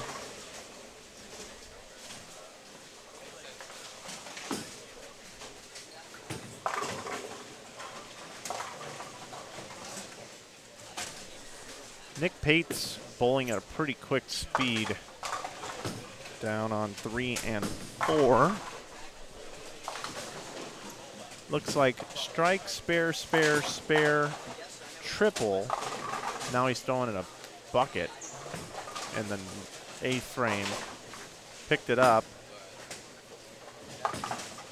He can still bowl 233, Nick can. Not quite going to go 200 over on this block. He's 161 over right now.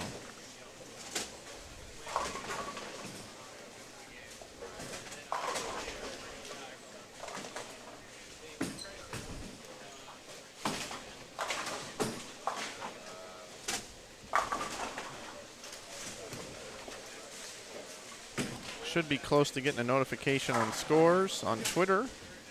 Make sure you have those notifications on. I'll let you know every single time those Twitter scores get updated.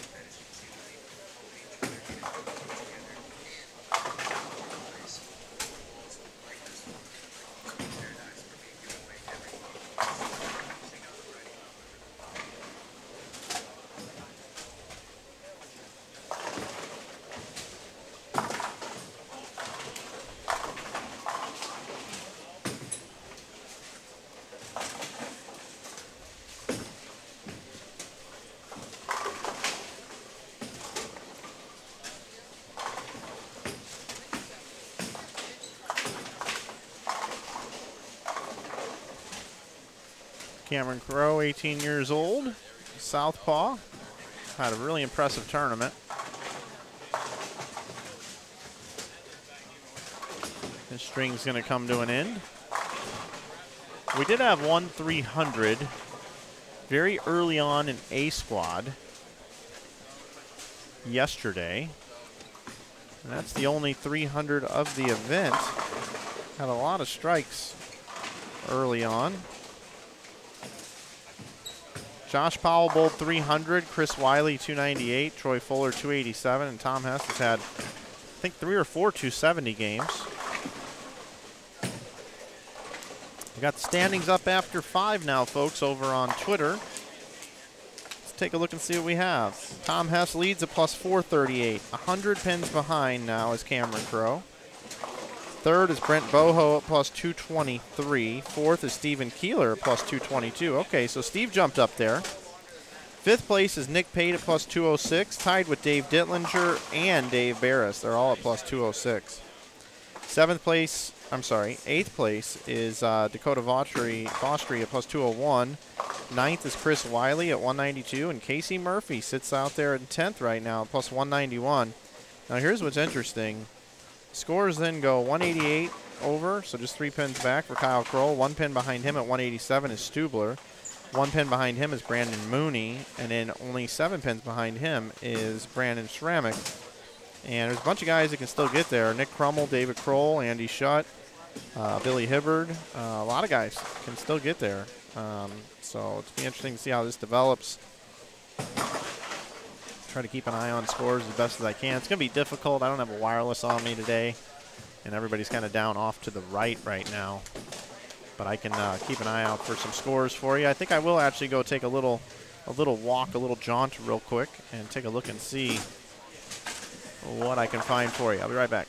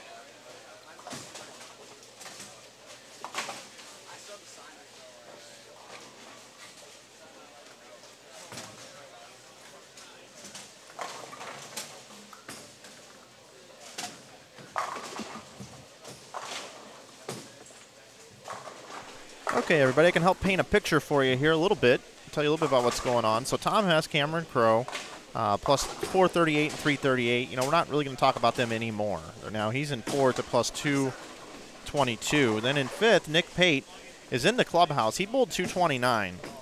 So Nick Pate is plus 235 and safe. He was bowling on the same pair with Dave Dentlinger, and they both made huge moves today. They were tied at plus 206. Dave Dentlinger out-bowled Pate and got to plus 243. So Dentlinger and Pate, big moves today. Great job, those guys crossing with each other. So we are done with them as well. So those are going to be 4 bowlers that are going to make it. Hess, Crowe, Pate, and Dentlinger. Dave Barris has the front 5 down there. He's in 7th, and he's plus 206 as well. So we'll see if Dave Barris can jump in there, beat those guys, and get ahead of them to get into the top 4 so he can make it into the step ladder. Dakota Vostri is just bowling a so-so game. He's in 8th at plus 201. Chris Wiley, same kind of deal. It's early, but he was in 9th at plus 192. Casey Murphy had the front 4 down there. He's in 10th. And I haven't gone beyond that. Kyle Kroll, Nate Stubler, Brandon Mooney, Brandon Stramick, Billy Hibbard, Jacob Bedard, Nick Crummell. I haven't gone that far down the list. I wanted to get the top 10 information and update you guys right away and let you know what's going on. So that is currently the situation here.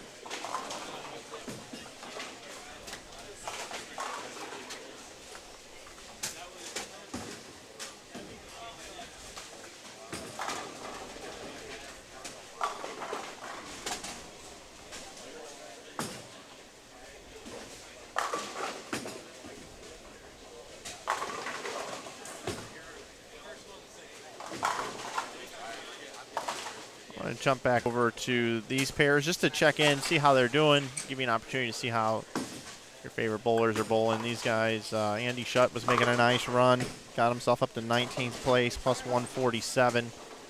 But Andy running out of gas here. Best he can do is 180.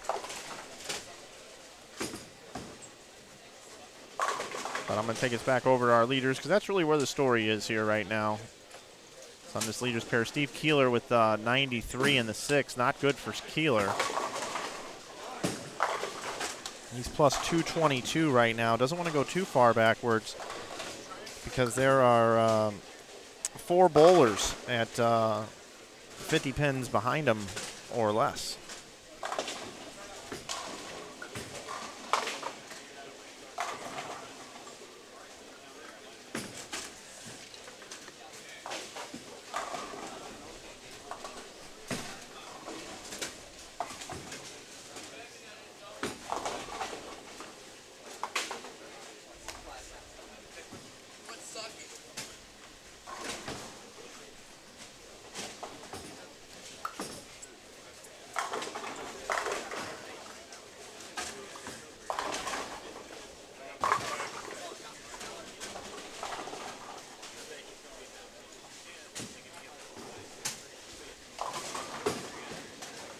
Hook.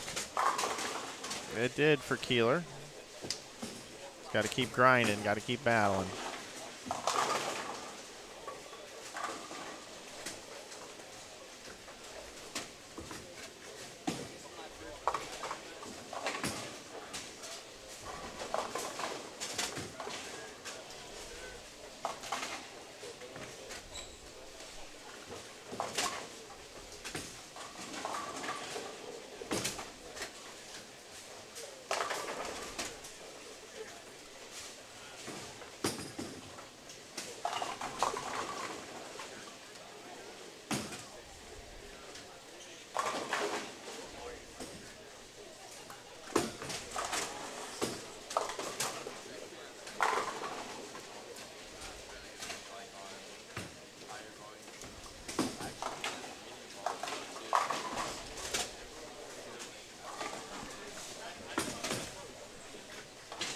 I always enjoy watching Tom Adcock bowl. He never gives up, and this guy has got open 9-bagger on 11 and 12. Open 9-bagger.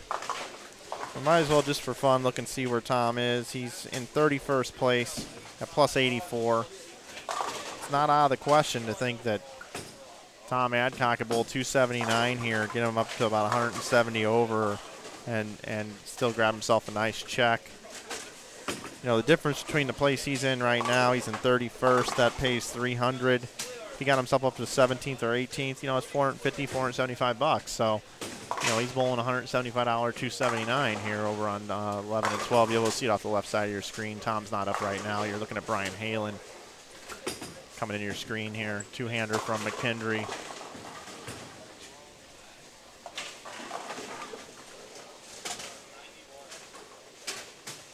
Tom Hess quietly looking to bowl 269 here. Cameron Crowe still bowl 223.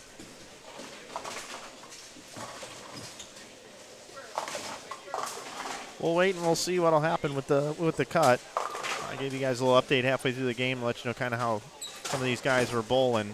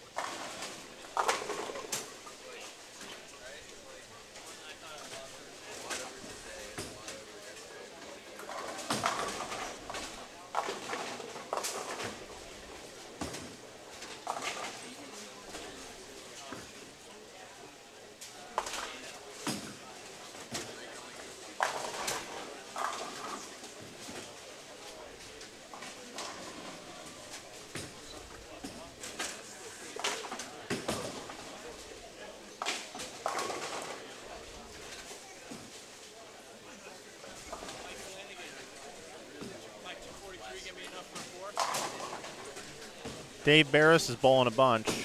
He was. Oh, yeah, he's 250 pace. Okay.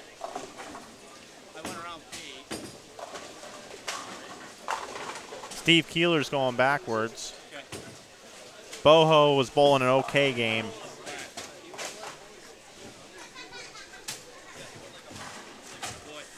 3-4. Talking with Dave Dintlinger, having a conversation about you want to know if he thinks he can get to 4th. And he could. He could get there. He could be the guy that gets there. I think he's going to be 5th, though, and Pate's going to be 6th. Just my hunch here. Steve Keeler with that big triple in the 7th, 8th, and 9th is going to really help him out a lot because Dintlinger got to 243 over. Keeler's at 222, Boho at 223. 213 for Keeler would put him at 35. That'd be tied with Nick Pate. So no, Dintlinger will go around Keeler. I don't know if he'll go around Boho or not. He might. Dintlinger could get to 4. Or, yeah, he could get to 4. If Barris bowls a big game, he could be 3.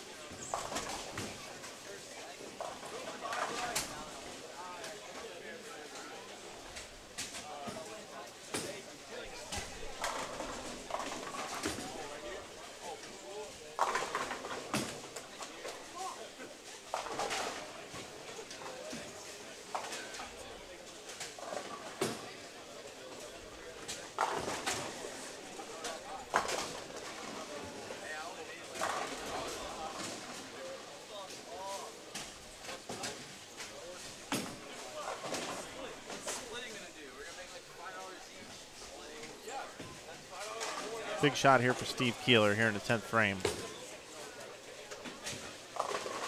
All right, look at that. You can tell how excited he is.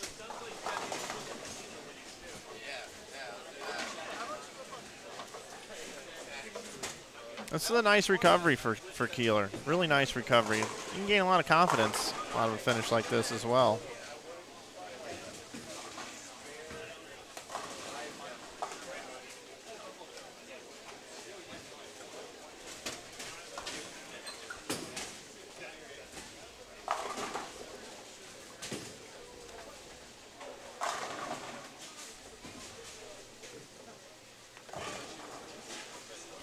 Hess just hi-ho hums the old 269. He's going to lead by a mile. Looking for his third tournament victory in the majors up here in the Greater Iowa Bowling Association Ebonine Fall Classic.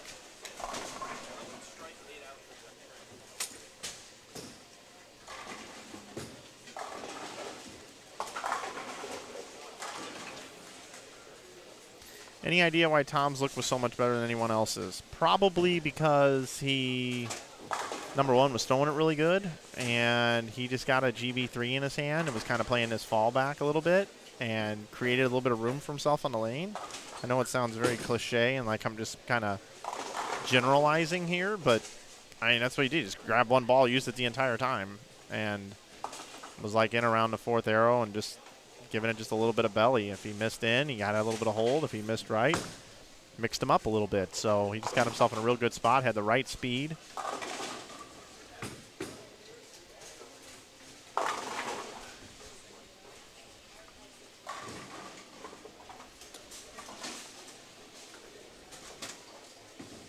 Pretty general statement there.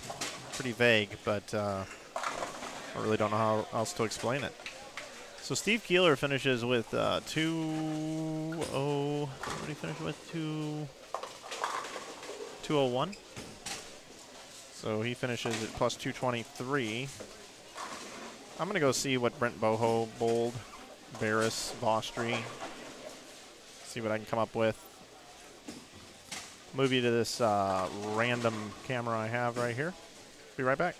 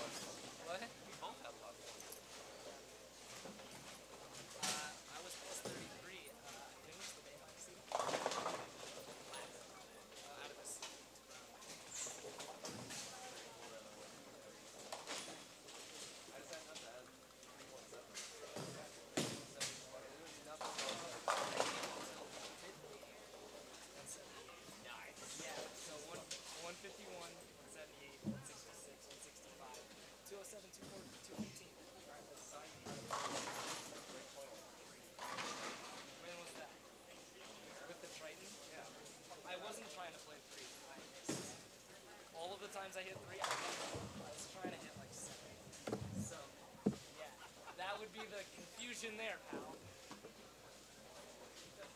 So I have a few updates here for you. So we know Hess is going to be the #1 seed. So we got Hess and Crow. Looks like the next best score that I have is Dave Barris at 249. Then the next best score I have is Dentlinger at 243.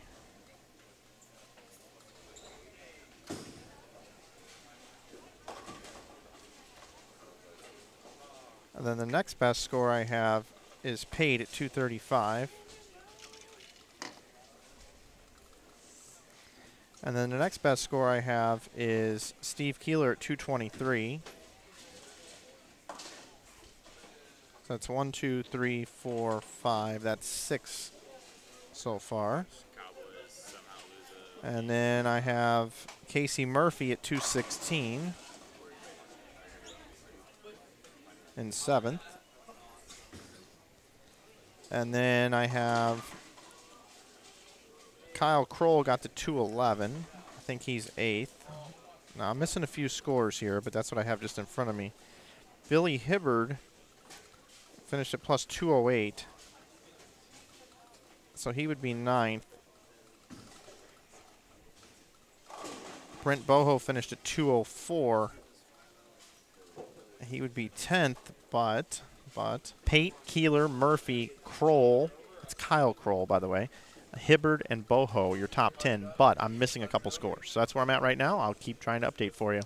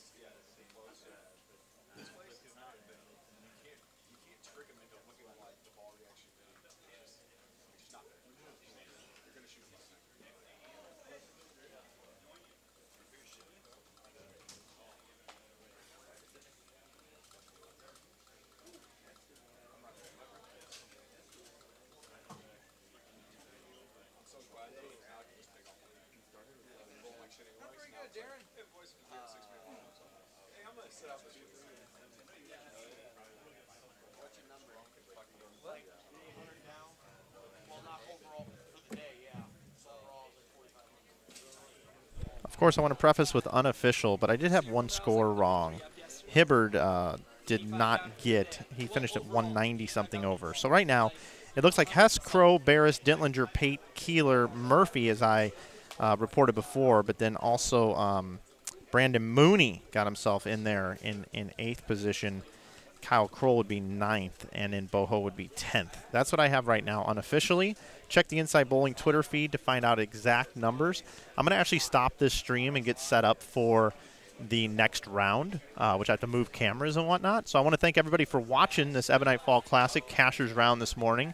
I'll be back probably in about 15 or 20 minutes with that stream. It's already on YouTube sitting there. You can wait in the lobby, and when we come on live, it'll pop on for you. Once again, I want to thank all the sponsors. Thank everybody for watching today.